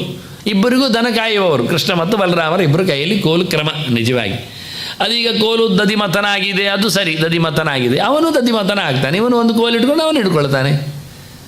ಹಾಗಾಗಿ ಅಲ್ಲಿರುವುದು ಬಲರಾಮ. ಇರಲಿ, ನಮಗೆ ಗೆರೆಗಳಲ್ಲಿ ಉಂಟು, ನೀವು ಯಾರನ್ನು ಕರೀರಿ, ನಿಮ್ಮ ಕೈಗೆ ಸಿಕ್ಕಿದಾಗ ನೀವು ಮಾಡಿದ್ದಿದ್ದೇವರು, ನಮಗೆ ನೀವೇ ಆಗಬೇಕಾದ ನಿಮ್ಮ ಕೈಗೆ ಬಂದಾಗ ಯೋಚನೆ ಮಾಡಿಕೊಂಡು ಏನಾಗ್ಬೋದು ಅಂತ ಇಡಬೇಕು. ಪ್ರಶ್ನೆ ಇಡುವುದು ದೊಡ್ಡ ಸಂಗತಿ ಅಲ್ಲ, ಪುಟ ತೆಗೆಯುವುದು ದೊಡ್ಡ ಸಂಗತಿ. ಪ್ರಶ್ನೆ ಪ್ರಮಾಣ ಅಲ್ಲ, ಪ್ರಮಾಣ ಪ್ರಶ್ನೆ ಆಗ್ತದೆ ಅಷ್ಟೇ. ಅದರಿಂದ ಪ್ರಮಾಣ ಪ್ರಶ್ನೆ ಇಟ್ಟಾಗ ನಿಮಗೆ ಖಂಡಿತವಾಗಿ ಕಂಡು ಬರ್ತದೆ. ಹೌದು ಹೇಳೋದ್ರಿಂದ ನಮ್ಮ ಅಜ್ಜ ಹೇಳ್ತಾ ಇದ್ದ ಅಂತ ಹೇಳೋದ್ರಿಂದ ಕೆಲಸ ಆಗುವುದಿಲ್ಲ. ವೇದವ್ಯಾಸರು ನಮ್ಮ ಅಜ್ಜ, ಅವರು ಹೇಳಬೇಕು. ಅವರು ಹೇಳಿದ ಮಾತು ನೋಡಿ, ಸಮುದ್ರದಲ್ಲಿ ಸ್ನಾನ ಮಾಡಿ ಬನ್ನಿ, ಬಲರಾಮನಿಗೆ ಸುತ್ತು ಬನ್ನಿ ಅಂತಾರೆ. ಇವತ್ತು ಬಲರಾಮ ಮಲ್ಪೆ ಇದು, ಮತ್ತು ನಾನು ಹೇಳಬೇಕಾಗಿಲ್ಲ ಅದು ಸ್ಟೇಷನ್ ಯಾವುದು ಅಂತೆಲ್ಲ. ರೋಪಿಪೀಠೆ ಪುನಃ ಸ್ನಾತ್ವ, ಆನಂತರ ಇಲ್ಲಿ ಬಂದಂದ್ರೆ ಇಲ್ಲಿ ಮತ್ತೆ ಸ್ನಾನ ಮಾಡಲಿಕ್ಕೆ ಉಂಟು ಅಂತಾರೆ. ಇಲ್ಲಿ ಮತ್ತೆ ಸ್ನಾನ ಮಾಡಬೇಕು, ಮಾಡಿ ಕೃತ ಸಂಧ್ಯಾದಿ ಸತ್ಕ್ರಿಯ, ಸಂಧ್ಯಾವಂದನೆ ಎಲ್ಲ ಮುಗಿಸಬೇಕು. ಆನಂದ ಸಂದರ್ಭ ಪಿತೃದೇವಾಂಶ, ತರ್ಪಣ ಎಲ್ಲ ಮುಗಿಸಿ ಯೋನಮೇತ್ ಇಂದುವಲ್ಲಭಂ, ಇಲ್ಲಿ ಇಂದುವಲ್ಲಭ ಚಂದ್ರೇಶ್ವರ ಅವನಿಗೆ ಪೂಜೆ ಮಾಡಿ, ಇಂದು ಅಂದರೆ ಚಂದ್ರ, ಅವನಿಗೆ ಕೈ ಮುಗಿದು ನಾಗಾಸನಂಚ, ಮತ್ತು ಅಲ್ಲಿ ಪಕ್ಕದಲ್ಲಿ ಅನಂತಾಸನ ಇದ್ದಾನೆ, ಅವನಿಗೆ ತಪ್ಪಿಯವರು ನಾಗೇಶ್ವರ ಎಲ್ಲ ಹೇಳಲಿಕ್ಕೆ ಹೋಗೋದಿಲ್ಲ, ಗಮ್ಮತ್ತಿರ್ತಾರೆ ನೋಡಿ. ಇದೆಲ್ಲ ಗಡಿಬಿಡಿ ಮಾಡಿಕೊಳ್ಳುವ ವಿಷಯವೆಲ್ಲ. ನಾಗಾಸನ, ನಾವು ಅನಂತಾಸನ ದೇವಾಲಯ ಹಾಕ್ಲಿಕ್ಕೆ ಹೋದರೆ ಕಲ್ಲು ಹೊಡಿತಾರೆ ಅಲ್ಲಿ ಎಲ್ಲ. ಅದು ಈಶ್ವರ ಶಬ್ದವನ್ನು ತೆಗೆದಿದೆ. ಈಶ್ವರ ಗೋಮಟೇಶ್ವರದಲ್ಲಿ ಇಲ್ವ ಮಾರೇರೆ?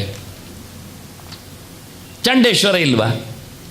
ಈಶ್ವರ ಶಬ್ದದಲ್ಲಿ ಎಂತ ಇವರಿಗೆ ಅಂತ ಗತಿಗೆ ಉತ್ತರ ಇಲ್ಲ. ಈಶ್ವರ ಶಬ್ದ ಯಾಕೆ ಹೇಳ್ತಾರೆಲ್ಲ ಅರ್ಥ ಆಗೋದಿಲ್ಲ. ಈಶ್ವರ ಶಬ್ದ ಬಂದ ತಕ್ಷಣ ಇವರಿಗೆ ಶುರುವಾಗೋದು. ಈಶ್ವರ ಶಬ್ದ ಯಾರಿಗೂ ಆಗ್ತಾರೆ, ಲೋಕಪಾಲೇಶ್ವರ, ನಿಧೀಶ್ವರ, ಭೂತೇಶ್ವರ ಎಲ್ಲ ಶಬ್ದವನ್ನು ಪ್ರಯೋಗ ಮಾಡಿದೆ, ಎಲ್ಲದಕ್ಕೂ ಆಗ್ತಾರೆ, ಯಾರಿಗೂ ಆಗ್ತಾರೆ. ಅದು ಅವನದ್ದು ಲೆಕ್ಕಾಚಾರದಲ್ಲಿ ಗಣಪತಿ ಸ್ತೋತ್ರದಲ್ಲಿ ಗಣೇಶ್ವರಂ, ನಿಧೀಶ್ವರಂ, ಮಹದೇಶ್ವರಂ ಎಲ್ಲ ಹೇಳಿಕೊಂಡು ಶಬ್ದ ಆಗ್ತಾ ಹೋಗಿದ್ದಾರೆ, ಯಾರಿಗೂ ಕರೀತಾರೆ ಅವರು. ನಾನು ಹೇಳಿದಲ್ಲ ಗೋಮಟೇಶ್ವರ ಕರೆದ ಹಾಗೆ. ಲೆಕ್ಕಾಚಾರ ಗೊತ್ತಿಲ್ಲ ಪಾಪ ಹುಣ್ಣಿಗೆ, ಎಂತ ಮಾಡೋದು. ಇರಲಿ, ಅಂದು ನಾಗಾಸನಂಚ ಅವನಿಗೆ ನಮಸ್ಕಾರ ಮಾಡಿ, ಕೃಷ್ಣಂಚ ಕೃಷ್ಣನಿಗೂ ಅಂದರೆ ಆಗ ಎಷ್ಟು ಲೆಕ್ಕಾಚಾರ ಹೇಳಿದ್ದಾರೆ ನೋಡಿ. ಅಲ್ಲಿಂದ ಶುರು ಸಮುದ್ರ ಸ್ನಾನ, ಬಲರಾಮ ದರ್ಶನ, ಚಂದ್ರ ಈಶ್ವರ ದರ್ಶನ, ಅನಂತಾಸನ ದರ್ಶನ ಮತ್ತು ಕೃಷ್ಣ ದರ್ಶನ. ಕೃಷ್ಣ ಇದು ಬರುವಾಗ ಹೇಳೋದು, ದಿನ ಆಗ ಅಲ್ಲ. ಕ್ಷೇತ್ರ ಸಂಚಾರದಲ್ಲಿ ಬಂದವರು ಬಂದರೆ ಮಾಡುವ ರೀತಿಯೇ ಹೇಳಿದ್ದು. ಈಗ ಕ್ಷೇತ್ರ ಸಂಚಾರ ಮಾಡ್ತಾ ಪರ್ಯಾಯಕ್ಕೆ ಪೂಜೆಗೆ ಅಂತ ಸ್ವಾಮಿಗಳು ಬಂದಾಗ ಅವರೆಲ್ಲರೂ ನೋಡುವ ರೀತಿ ಹೀಗೆ. ಮೊದಲು ಬರುವಾಗ ಬಂದಾಗಲೇ ಧೂಳಿ ದರ್ಶನ ಮಾಡಿ, ಅದರಲ್ಲಿ ದೇವರನ್ನು ಕನ ಕಿಂಡಿ ಅಂತ ಹೇಳಿಕೊಳ್ಳುವುದರಲ್ಲಿ ನೋಡಿಕೊಂಡು, ಅಲ್ಲಿಂದ ಮುಂದಕ್ಕೆ ಚಂದ್ರ ಈಶ್ವರನನ್ನು ಕಾಣಿಸ್ತಾ, ಅಲ್ಲಿಂದ ಮುಂದಕ್ಕೆ ಅನಂತಾಸನ ನೋಡುತ್ತಾ, ಮತ್ತೆ ಕೃಷ್ಣನನ್ನು ಭೇಟಿ ಮಾಡುವ ರೀತಿ. ಇದು ಬಂದಾಗ ತೀರ್ಥಕ್ಷೇತ್ರ ಸಂಚಾರಕ್ಕೆ ಹೊರಗಿನಿಂದ ಬಂದಾಗ ಮಾಡುವ ಪ್ರೊಸೆಸ್. ಇಲ್ಲಿ ಇದ್ದವರು ಎಲ್ಲಿ ಯಾರನ್ನು ಹೇಗೆ ನೋಡಲಿಕ್ಕೆ ಬರ್ತದೆ. ಇದಕ್ಕೆ ಮತ್ತೆ ಪುನಃ ಅಲ್ಲಿಂದ ಶುರು ಮಾಡಬೇಕಾಗಿಲ್ಲ ಬರಲಿಕ್ಕೆ. ಸೀದಾ ಮಲ್ಪೆಗೆ ಹೋಗಿ ಬನ್ನಿ, ಬಲರಾಮನನ್ನು ಮುಟ್ಟಿ ಬನ್ನಿ, ಮತ್ತು ಇಲ್ಲಿಗೆ. ಅದು ಬರುವಾಗ ನೀವು ಎಂಟ್ರಿ ಕೊಟ್ಟಾಗ, ದೇಶಕ್ಕೆ ಎಂಟ್ರಿ ಬರುವಾಗ, ಹಿಂದೆಲ್ಲ ಬಸ್ಸುಗಳು ವಾಹನಗಳೆಲ್ಲ ಬಂದು ನಿಂತಾಗ ಅಲ್ಲಿ ನಿಲ್ತಾ ಇದ್ದು, ದೊಡ್ಡ ರಸ್ತೆ ಎಲ್ಲ ಅಲ್ಲಿತ್ತು. ಮತ್ತೆ ಒಳಗೆ ಪ್ರವೇಶ ಮಾಡಿದ್ದು, ಮತ್ತೆ ಪುನಃ ಒಳಗೆ ಪ್ರವೇಶ ಮಾಡುವುದನ್ನು ಕತ್ತರಿಸಿದರು, ಜನಜಂಗುಳಿ ಆಗ್ತದೆ, ಮತ್ತೆ ಅಲ್ಲಿಂದ ಹೋಗಿ ಶುರು ಮಾಡಿದರು. ನಾವಿರುವಾಗ ಒಳಗೂ ಬಂದು ಬಸ್ಸು, ಮತ್ತೀಗ ಹೊರಗೂ ಹೋಗಿದೆ. ಹಿಂದೆ ಅದೂ ಅಲ್ಲ, ಗಾಡಿಯೆಲ್ಲ ಬರೋದು ಭಾರಿ ದೂರದಲ್ಲಿ, ಘಟ್ಟದಲ್ಲಿ ಇಳಿಯುವಾಗ ಎಲ್ಲ ಬರುವಾಗ. ಹಾಗೇನೇನೋ ನಡೀತದೆ ಇತಿಹಾಸಗಳು ಅಂತ ಇವರು ಹೇಳ್ತಾರೆ. ವಾಸ್ತವವಾಗಿ ಕಥೆ ಹೇಗಿರ್ತದೆ, ಹೊರಗಿನಿಂದ ಬಂದವರ ಪ್ರೊಸೆಸ್ ಏನು ಅಂತ. ನಿತ್ಯ ಇದ್ದವರ ಕಥೆಯಲ್ಲಿ, ನಿತ್ಯ ಇದ್ದವರು ಎಲ್ಲಿ ಬೇಕಾದ್ರೆ ಅಲ್ಲಿ ಇರ್ತಾರೆ. ಎಲ್ಲಿ ನೋಡಿಕೊಂಡು ಬರ್ತಾರೆ, ಓಡಾಡ್ತಾರೆ. ಹೀಗೆ ಕೃಷ್ಣನನ್ನು ನೋಡಿಕೊಂಡು ಆಗತಕ್ಕಂಥ ನಮಗೆ ಲಾಭ ಎಷ್ಟು ಅಂತ ಹೇಳಲಿಕ್ಕೆ ಬರುವುದಿಲ್ಲ. ಅತೈತತ್ಯ ವಿಶೇಷೇಣ ಕ್ಷೇತ್ರಾಣಂ ಕ್ಷೇತ್ರಮುತ್ತಮಂ ಅತಿಪ್ರಿಯಂ ಭಾರ್ಗವಸ್ಯ ನಾಮನ ಪಾಜಕಂ. ಅದ್ಭುತ. ಆಗಲೇ ಹೆಸರು ಕೊಟ್ಟಿದ್ದಾರೆ ಪಾಜಕ ಅಂತ. ಅದು ಪಾಜೆ ಇತ್ತು, ಮತ್ತು ಅದು ಬಂಡೆ ಹೋಗಿ ಮಂಡೆ ಆಯಿತು, ಅದೆಲ್ಲ ವಿಷಯ ಅಲ್ಲೇ ಅಲ್ಲ. ಪಾಜೆ ಅಂದರೆ ಪಾದೆ, ಪಾದೆ ಪಾಜೆ ಆಗುವುದು ಅಲ್ಲ. ಪಾಜಕ ಅಂದರೆ ಅಜಕ ಎಲ್ಲ ಉಂಟಲ್ಲಿ. ಕಾಮ್ ಅಂದರೆ ತೀರ್ಥ ಉಂಟು, ಅಜಕಂ ಅಂದರೆ ಬತ್ತಲಾರದ ತೀರ್ಥ ಅಂತ, ಹೊಸ ತೀರ್ಥ ಅಂತ, ಹುಟ್ಟಿದ ತೀರ್ಥ ಅಲ್ಲ ಅಂತ, ಮಾಡಿದ್ದಲ್ಲ ಕೃತಕಲ್ಲ ಅಂತ, ಪಾನಾರ್ಥಂ ಅಂತ ಅರ್ಥ, ಪಾರ್ಥಂ ಅರ್ಥ, ರಕ್ಷಣೆ ಮಾಡಿ ಸುಮಾರು ಅರ್ಥದಲ್ಲಿ ಉಂಟು. ಪಾ ಅಂದರೆ ಪರಮಾತ್ಮ ಅಂತಲೂ ಅರ್ಥ ಇದೆ. ಬ್ರಹ್ಮದೇವನಿಗೆ ಅಜ ಅಂತಲೂ ಹೇಳುವುದುಂಟು. ಆದ್ದರಿಂದ ಪರಮಾತ್ಮನು ಪರಶುರಾಮನು ಅಂತ ಏಕದೇಶವಾಚಿ, ಪರಶುರಾಮನು ಆಚಾರ್ಯ ಮಧ್ವರು ಮಾಡಿದ ಮುಟ್ಟಿದ ತೀರ್ಥಗಳು, ಈ ಸುಮಾರು ಅರ್ಥಗಳು ಪುರಾಣದ ಶಬ್ದಗಳಿದ್ದು. ಆದ್ದರಿಂದ ಇದು ಅಲ್ಲಿಂದ ಇಲ್ಲಿಂದ ಆಡು ಭಾಷೆಯಿಂದ ಬಂದು ಇಲ್ಲಿಂದ ಹರಿದು ನೀನು ಯಾರ ಪುಸ್ತಕ ಅಂತೆಲ್ಲ ಹೇಳಲಿಕ್ಕೆ ನಾನು ಹೋಗಿದೆ, ಅದು ನನ್ನ ವಿಷಯವೂ ಅಲ್ಲ. ಇಲ್ಲಿ ನಾನು ಪಾಜಕ ಪುರಾಣದ ಪದ ಅಂತ ಹೇಳಲಿಕ್ಕೆ ಅಷ್ಟೇ ನಾನು ಚಿಂತನೆಯಲ್ಲಿ ಕೊಟ್ಟಿದ್ದೇನೆ. ಇದು ಪಾಜಕ ಆದದ್ದಲ್ಲ, ಇದ್ದದ್ದು ಅಂತ. ಅದರಿಂದ ಏನೋ ಮತ್ತೆ ಬಂದಾಗ ಕವಿಗಳು ಹೇಳಿದಾಗ ಪಾಜಕಂ ಕೋನ್ ವರ್ಣ ಇದೆಲ್ಲ ಹೇಳಿಕೊಂಡದ್ದಲ್ಲ, ಪುರಾಣಗಳದ್ದೇ ಶಬ್ದ, ಅದು ವಾಸ್ತವ ಶಬ್ದ ಪುರಾಣದ್ದೇ. ಅದರಿಂದ ಪಾಚಕಂ ಅದ್ಭುತಂ. ಯಾಕೆ ಅದು ಭಾರ್ಗವನ ಕ್ಷೇತ್ರ, ಪರಶುರಾಮ ಮಾಡಿದ್ದದು. ಎಷ್ಟೆಲ್ಲ ಮಾಡಿದ್ದಾನೆ. ರೋಪಪೀಠ ಅಗ್ನಿದಿಶಿ, ಆಗ್ನೇಯದಲ್ಲಿ ಇದು ರೋಪಪೀಠ ಉಡುಪಿ, ಆಗ್ನೇಯ ಇಲ್ಲಿ ಬರ್ತದೆ. ಆಗ್ನೇಯ ದಿಶಿ ಎಲ್ಲಿ ಉಂಟು ಅಂತ ಪಾಚಕವನ್ನು ಎತ್ತಿ ಆಚೆ ಇಡಲಿಕ್ಕೆ ಬರುವುದಿಲ್ಲ, ಅಲ್ಲೇ ಉಂಟು. ಆಗ್ನೇಯ ದಿಶಿ ನಾತಿ ದೂರೇ, ಬಹಳ ದೂರ ಇಲ್ಲ. ಅತಿ ಪಾವನಂ, ಅದು ಪವನನಿಗೆ ಸಂಬಂಧಪಟ್ಟದ್ದು. ಪವನ ಅಂದರೆ ಪ್ರಾಣತತ್ವ, ವಾಯುದೇವರಿಗೆ ಸಂಬಂಧಪಟ್ಟದ್ದು. ಅದರಿಂದ ಅತಿಯಾಗಿದೆ ಅದು, ಅದು ಅತೀತವಾಗಿದೆ. ಅತಿಭಾವನ ಯತ್ರ ದತ್ತ ಮುತಂ ಜಪ್ತಂ ಅಕ್ಷಯಂ ಜಾಯತೆ ನರಣ. ಭಾರ್ಗವ ಪರಶುರಾಮ ಹುಟ್ಟಿದ ದಿನ ಅಕ್ಷಯ ತದಿಗೆ, ವೈಶಾಖ ಶುದ್ಧ ತದಿಗೆ. ಆದ್ದರಿಂದ ಆವತ್ತು ಮಾಡಿದ್ದು ಏನಿದ್ರು ಆಹುತಿ ಕೊಡಿ, ಅಗ್ನಿಮುಖದಲ್ಲಿ ಜಪ ಮಾಡಿ, ಎಲ್ಲವೂ ಸಹ ಅಕ್ಷಯ ಆಗುತ್ತೆ. ದಾನ ಮಾಡಿ. ತತ್ರ ತೀರ್ಥಾನಿ ಚತ್ವಾರಿ ಚಕಾರ ಭಗವಾನ್ ಅಚಃ. ಪರಶುರಾಮಲ್ಲಿ 4 ತೀರ್ಥ ಮಾಡಿದ್ದಾನೆ. ಪರಶ್ವದ ಧನುರ್ಬಾಣ ಗದಾ ತೀರ್ಥೋಭಿಶ್ವಭಿತೆ ಅಂತ ಹೇಳಿ 4 ತೀರ್ಥಗಳ ಬಗ್ಗೆ ಚಿಂತನೆಯಲ್ಲಿ ಮಾಡಲಿಕ್ಕೆ ಹೋಗಲಿ ಅನ್ನೋದು ಮತ್ತೆ ನಾನು ಅಲ್ಲಿ ಹೋಗಬೇಕಾಗ್ತದೆ, ಅದು ಬೇರೆ ಸ್ಲೈಡ್ಸ್. ಇಲ್ಲಿ ಇಷ್ಟೇ ಪರಶುರಾಮನಿಗೆ ಸಂಬಂಧಪಟ್ಟ ನಾನು ತುಂಬ ಕತ್ತರಿಸುತ್ತಾ ಬರ್ತಾ ಇದ್ದೇನೆ. ಅಂದರೆ ಸುಮಾರು ಇಲ್ಲದ ಪೂರ್ವ ಮುಗಿಯುವುದಿಲ್ಲ. 2 ಬೆಟ್ಟಗಳ ಚಿತ್ರ ಕೊಟ್ಟಿದ್ದೇನೆ ಭಾಳ ಚಂದವಾಗಿ. ಇದು ಗುಡ್ಡೆಯಲ್ಲಿ ಹತ್ತುವ ಕತೆ, ಅದಕ್ಕೋಸ್ಕರ ನಾನು ಇದನ್ನು ಕೊಟ್ಟದ್ದು. ಮೆಟ್ಟಲೆಲ್ಲ ಮತ್ತೆ ಮಾಡುವಂಥದ್ದು ಕಥೆಗಳು. ಪರಶುರಾಮನ ಬೆಟ್ಟಕ್ಕೆ ಪಾಜಕದಿಂದಲೇ ಹೋಗುವ ಪ್ರಕಾರಗಳು. ಇದು ಪರಶುರಾಮನ ಬೆಟ್ಟ, ಅದು ಕುಂಜಾರು ಬೆಟ್ಟ, ದುರ್ಗೆಯ ಬೆಟ್ಟ ಅದು. ಹಾಗೆ ದುರ್ಗೆಯ ಬೆಟ್ಟಕ್ಕೆ ಹತ್ತುವ ರೀತಿ, ಪರಶುರಾಮ ಬೆಟ್ಟಕ್ಕೆ ಹತ್ತುವ ರೀತಿ 2 ಪ್ರಕಾರ ಭಾಳ ಸುಂದರವಾಗಿ ಇಂದಿನ ಕಥೆಗಳು. ಅದರ ಸುತ್ತಲೇ ಇರತಕ್ಕ ತೀರ್ಥಗಳು. ಅಥರಾಮೋ ಜಗನ್ನಾಥ ತದ್ಗಿರವು ಕಾಮವರ್ಷಿಣೀಂ ದುರ್ಗಾಮ ಆಸ್ಥಾಪಯಾಮಾಸ್. ದುರ್ಗೆಯನ್ನು ನಿಲ್ಲಿಸಿದ್ಯಾರು ಕೇಳಿದರೆ ಪರಶುರಾಮನೇ. ಅವಳು ಹಾರಿ ಹೋದದ್ದು ಸರಿ, ನಿಲ್ಲಿಸಬೇಕಲ್ಲ, ಮತ್ತು ಅಲ್ಲಿಂದ ಹಾರಿದರೆ. ಕಂಸನಿಂದ ಹಾರಿದಾಗ ಬಂದ ಕರೆಕ್ಟು, ಆನಂತರ ಮತ್ತೆ ಮಥುರೆಯಿಂದ ಅಲ್ಲಿ ಕಂಸ, ಇಲ್ಲಿ ಹಾರಿತ್ತು, ನಿಂತದ್ದು ಸ್ಥಾನ. ಅದನ್ನು ಪರಶುರಾಮ ನಿಲ್ಲಿಸಿತ್ತು ಇರುವಂತೇಳಿ. ಇದು ರೀಸೆಂಟ್ಲಿ ಆದ ಘಟನೆಗಳು, 5000 ವರ್ಷದ ಕಥೆ ಇದು. ಕಂಸನ ಕಥೆ, ಕೃಷ್ಣನ ಕಥೆ, ಎಲ್ಲಿಷ್ಟು ದೂರ ನೋಡಿ. ಸ್ಥಾಪಯಾಮಾಸ ಸುರೇಂದ್ರಾದ್ಯ ತದಾಯೇಹು. ಆಗ ಇಂದ್ರಾದಿಗಳೆಲ್ಲ ಬಂದಿದ್ದಾರೆ ಅಂತ. ನಮಸ್ತೆ ದೇವದೇವಿ, ಇದು ಅವನ ಚಿಂತನೆಯಲ್ಲಿ. ನಮಸ್ತೆ ದೇವದೇವೇಶ ರಾಮ ಭಕ್ತಾನುತಾಚ್ಯುತ ಅನಾದ್ಯನಂತಕಾಲೇನ ಜಗತ್ಸೃಜಸಿ ರಕ್ಷಸಿ ಹಂಸಿ ಚಾಂತೆ ಮಹಾಶಕ್ತಿ ಮಹಾಪುರುಷತೆ ನಮಃ. ಇದು ಅವನ ಪುರಾಣದಲ್ಲಿ ಆ ಹೊತ್ತಿನಲ್ಲಿ ಅಲ್ಲಿ ಬಂದಿರತಕ್ಕ ದೊಡ್ಡ ಮಾತದು, ಬಹಳ ವಿಶೇಷವಾದ ಚಿಂತನೆ. ಈ ಬಾರಿ ನಾನು ಅದನ್ನು ನನ್ನ ಪರ್ವ ಸಮೀಕ್ಷೆಯಲ್ಲಿ ಹಾಕಿಲ್ಲ ಈ ಸಂಗತಿಗಳನ್ನು. ಮುಂದೆ ಅವನಿಗೆ ಹೊಂದಿರತಕ್ಕ 2 ಚಿಂತನೆ ಮಹಾಭಾರತದ್ದು. ಮಹಾಭಾರತ ಕೊಡಲೇಬೇಕು ನಾನು ಯಾವಾಗಲೂ. ಜಮದಗ್ನಿ ಸುತೋ ಭೂತ್ವ ರಾಮ ಶಸ್ತ್ರಭೃತಾಂಬರ ಮಹೀಂ ನಿಕ್ಷತ್ರಿಯಾಂಚಕ್ರೆ ತಸ್ಮೈ ರಾಮಾತ್ಮನೇ ನಮಃ. ತ್ರಿಸಪ್ತಕೃತ್ವ ಯಷ್ಟೈಕ ಧರ್ಮೇ ವಿತ್ಕ್ರಾಂತಿ ಗೌರವಾತ್ ಜಗಾನ ಕ್ಷತ್ರಿಯಾನ್ ಸಂಖ್ಯೆ ತಸ್ಮೈ ಕ್ರೋಧಾತ್ಮನೇ ನಮಃ. ಅಕ್ಷಯ ತದಿಗೆ ಎಂದು ವಿಶೇಷ ಅಂತ ಕೇಳಿದರೆ ಗೋಧಿಯ ಉಪಯೋಗ. ತಸ್ಯಾಂ ಕಾರ್ಯ ಯವೈಹಿ ಹೋಮ, ಗೋಧಿಯ ಹೋಮ ಮಾಡಲಿಕ್ಕೆ ಉಂಟು. ಯವೈಹಿ ವಿಷ್ಣುಂ ಸಮರ್ಚಯೇತ್, ಅಕ್ಷತೆ ಹಾಗೆ ಗೋಧಿಯಿಂದ ಕಾಳಿನಿಂದ ವಿಷ್ಣುವಿಗೆ ಅರ್ಚನೆ ಮಾಡಲಿಕ್ಕುಂಟು. ಯವಾನ್ನದ ಅದ್ಯಾತ ದ್ವಿಜಾತಿಭ್ಯ, ಸಹಜವಾಗಿ 2ನೇ ಬಾರಿ ಹುಟ್ಟಿ ಬಂದವರದಿದ್ದವರಿಗೆ ಗೋಧಿಯನ್ನು ಕೊಡಬೇಕು. ಮತ್ತು ಪ್ರಯತಃ ಪ್ರಾಶಯದ್ ಯವಾನ್, ಮತ್ತು ಅದನ್ನು ಚಂದ ಮಾಡಿ ಗೋಧಿ ಪಾಯಸ ಮಾಡಿ ತಿನ್ನಬೇಕು, ತುಪ್ಪ ಹಾಕಿ ಊಟ ಮಾಡಲಿಕ್ಕೆ ಉಂಟು. ಆದ್ದರಿಂದ ಆವತ್ತು ಗೋಧಿಯ ಅಂದರೆ ಪ್ರಾಣಾಪಾನೋ ವ್ರೀಹಿಯವೋ ಅಂತ ಲೆಕ್ಕ. ಅಕ್ಕಿ ಮತ್ತು ಗೋಧಿ ಎನ್ನುವುದು ಪ್ರಾಣಾಪಾನರಿಗೆ ಸಂಬಂಧಪಟ್ಟ ವಸ್ತು. ಅದು ನಮ್ಮನ್ನು ಪೂರಣಗೊಳಿಸುವುದು, ನಮ್ಮನ್ನು ಶುಚಿಗೊಳಿಸುವುದು, ತುಂಬಿಸುವುದು ಮತ್ತು ತೆಗೆಯುವುದು, ಪ್ರಾಣ ಮತ್ತು ಅಪಾನ, ಕೆಟ್ಟದ್ದನ್ನು ತೆಗೆಯುವುದು, ಒಳ್ಳೆಯದನ್ನು ತುಂಬಿಸುವುದು. ಹಾಗಾಗಿ ಇದು ಎರಡು ಇಷ್ಟ ಆಗಲಿಕ್ಕೋಸ್ಕರ ವಿಶೇಷವಾಗಿ ಅಪನಯನದ ಕಾರ್ಯದಲ್ಲಿ ಗೋಧಿಯ ಕಥೆಯನ್ನು ಉಲ್ಲೇಖ ಮಾಡಿದ್ದಾರೆ. ಆದ್ದರಿಂದ ನಾವು ಗೋಧಿಯನ್ನು ಇಷ್ಟಪಡಬೇಕು. ಇನ್ನು ರಾಮನಿಗೂ ಪರಶುರಾಮನಿಗೂ ಸಂಬಂಧವನ್ನು ಉಂಟು ಅಂತ ಹೇಳುತ್ತೇನೆ ಅಂತ ಹೇಳಿದೆ. ಅದು ಎರಡು ಚಿತ್ರ ಇಲ್ಲಿದೆ. ಅದಕ್ಕೋಸ್ಕರ ಇತ್ತ ರಾಮ ಧನುರ್ಭಂಗ ಮಾಡ್ತಾ ಇದ್ದಾನೆ, ಸೀತೆಯನ್ನು ಪಡಿತಾ ಇದ್ದಾನೆ. ಅದನ್ನು ನಮ್ಮ ಘನ ಸರ್ಕಾರ ಒಂದು ಸ್ಟ್ಯಾಂಪ್ ಆಗಿ ತಂದಿದೆ, ಅದರ ನೆನಪಿಗಾಗಿ ನಾನು ಅದನ್ನು ಇಟ್ಟಿದ್ದೇನೆ. ಅದು ಮುರಿದ ಬಿಲ್ಲು ಯಾರು ಕೇಳಿದರೆ ಅದು ಶಿವ ಕೊಟ್ಟದ್ದು. ಶಿವ ಕೊಟ್ಟ ಕಥೆಯನ್ನು ನಾನು ಕಳೆದ ಬಾರಿ ರಾಮಚರಿತೆಯಲ್ಲಿ ಹೇಳಿದ್ದೇನೆ. ಅವನು ಜನಕರಾಜ ಕೇಳಿದ್ದಕ್ಕೆ ಧನುಸ್ಸು ಕೊಟ್ಟ, ಮಡದಿ ಕೇಳಿದ್ದಕ್ಕೆ ಪಾರ್ವತಿ ಮಗುವನ್ನು ಕೊಟ್ಟಳು ಅಂತ. ಹಾಗಾಗಿ ಜನಕರಾಜನಿಗೆ ಸೀತೆ ಮಗು ಸಿಕ್ಕಿದ್ದು ಅಂತ. ಇದಿಬ್ಬರದ್ದು ಕೊಡುಗೆ. ಆದ್ದರಿಂದಲೇ ಕದ್ದು ಹೋದ ಸೀತೆ ಎಲ್ಲಿಗೆ ಕೇಳಿದರೆ ಅದು ಕೈಲಾಸಕ್ಕೆ ಅಂತ. ಅಲ್ಲಿ ಗುಟ್ಟಾಗಿದ್ಲು, ಅವಳಿಂದಲೇ ಬಂದದ್ರಿಂದ, ಪಾರ್ವತಿಯಿಂದಲೇ ಕೊಟ್ಟದ್ರಿಂದ ಮತ್ತೆ ಕೊಟ್ಟಳು ಅಂತ ಅದೆಲ್ಲ ಕತೆ ಕೇಳಿದ್ದೇವೆ. ಹಾಗಾಗಿ ಒಡೆದು ಹಾಕಿದ ಧನುಸ್ಸು ಅದು ಶಿವ ಕೊಟ್ಟದ್ದು. ಸೀತೆಯನ್ನು ಪಡೆದ.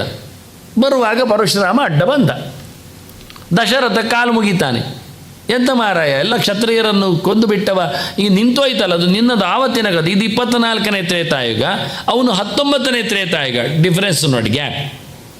ಕತೆ ಮುಗಿದಿದೆ. ಆಗ ದಶರಥ ಬಂದಾಗ ಎಂತ ಇದು ಅಂತ ಕೇಳ್ತಾನೆ. ಎಂತ ಇಲ್ಲ, ಅಲ್ಲಿ ಮುರಿದದ್ದು ಅದು ಪಿನಾಕ, ಅದು ರುದ್ರಧನುಸ್ಸು. ಆಗ ಎರಡು ಧನುಸ್ಸು ಒಟ್ಟಾಗಿದೆ, ಒಂದು ಪಿನಾಕ, ಒಂದು ಕೋದಂಡ. ಅದು ಶಾರ್ಂಗ, ಅದು ನನ್ನದು, ವಿಷ್ಣುವಿನ ಧನಸ್ಸು. ಇದು ನನ್ನ ಕೈಯಲ್ಲಿ ವಿಷ್ಣು ಧನಸ್ಸು ಉಂಟು, ನೀನು ಮುರಿದದ್ದು ಪಿನಾಕ ಧನಸ್ಸು. ಒಂದೊಮ್ಮೆ ಇದನ್ನು ನೀನು ಎದೆ ಏರಿಸಿದರೆ ನೀನು ವಿಷ್ಣುವೇ ಕೊಡುವ ಅಂದ. ಎದೆ ಏರಿಸಿದ, ನಾವು ಅದಕ್ಕೆ ಜಾ ಕಟ್ಟಿದ, ಅದು ಮುರಿಲಿಲ್ಲ, ಅದು ದೇವರದ್ದು. ಆವತ್ತು ನಾವಿಬ್ಬರು ಕಾಂಪಿಟೇಷನ್ ನಿಂತೇವೆ. ಒಂದು ಪಿನಾಕ ಧನುಸ್ಸು ಶಿವನಿಗೋಯ್ತು, ಕೋದನ್ನ ನನ್ನ ಕೈಗೆ ಬಂತು. ದೇವತೆಗಳೆಲ್ಲ ಕೇಳಿದರು, ಯುದ್ಧ ಮಾಡು, ಯಾರು ಸೋಲ್ತಾರೆ ನೋಡುವ ಅಂತ. ಆಗ ಶಿವ ಆಯಿತು ಅಂತ ನಿಂತ, ಮರಗಟ್ಟಿ ಹೋದ. ಎಂತ ಮಾಡಲಿಕ್ಕೆ ಆಗಲಿಲ್ಲ, ಸೋತ. ಅಲ್ಲಿಗೆ ಮುಗಿದೋಯ್ತು, ಕತೆ ಮುಗಿದೋಯ್ತು, ಹೊಡೆಯುವ ಕತೆ ಆಗಲಿಲ್ಲ. ಈಗ ನೀನು ಅದನ್ನು ಮುರಿದಾಕಿದೆ. ಈಗ ನನಗೆ ನನ್ನ ಕೈಯಲ್ಲಿ ವೈಷ್ಣವ ಧನಸ್ಸುಂಟು, ಇದನ್ನು ಎದೆ ಏರಿಸು ಅಂದ. ರಾಮ ಎದೆ ಏರಿಸಿದ. ಎದೆ ಏರಿಸಿದ ತಕ್ಷಣ ಅವನ ಮೇಲೆ ಬಾಣ ಪ್ರಯೋಗ ಮಾಡಿದ್ದಾನೆ ಕತೆ ಪ್ರಕಾರ. ಆಗ ಒಬ್ಬ ಅತುಲ ಅಂತ ಒಬ್ಬ ರಕ್ಕಸ ಇದ್ದ. ಅವ ಅವಧ್ಯನಾಗಬೇಕು ಅಂತ ಬ್ರಹ್ಮನಲ್ಲಿ ವರ ಕೇಳಿದ. ಆಯಿತು ಅಂದ. ನಾನು ಹೇಗೆ ಸಾಯುವುದಿಲ್ಲ ಅಂತ ಯೋಚನೆ ಮಾಡಿದರೆ, ಯಾರು ಸಾಯಿಸ್ತಾನೆ ಅವನಲ್ಲಿದ್ದರೆ ಸಾಯುವುದಿಲ್ಲ ಅಂತ ಯೋಚನೆ ಮಾಡಿ, ಆಗ ಪರಶುರಾಮನ ಕಾಲ ಅವನೊಳಗೋಗಿ ಕೂತ. ಪರಶುರಾಮ ಯಾರಿಗೂ ಸಾಯುವುದಿಲ್ಲ, ಅವನು ಎಲ್ಲರನ್ನು ಸಾಯಿಸ್ತಾನೆ. ಆದ್ದರಿಂದ ತಾನು ಸಾಯುವುದಿಲ್ಲ ಅಂತ ಗಟ್ಟಿ ಮಾಡಿದ.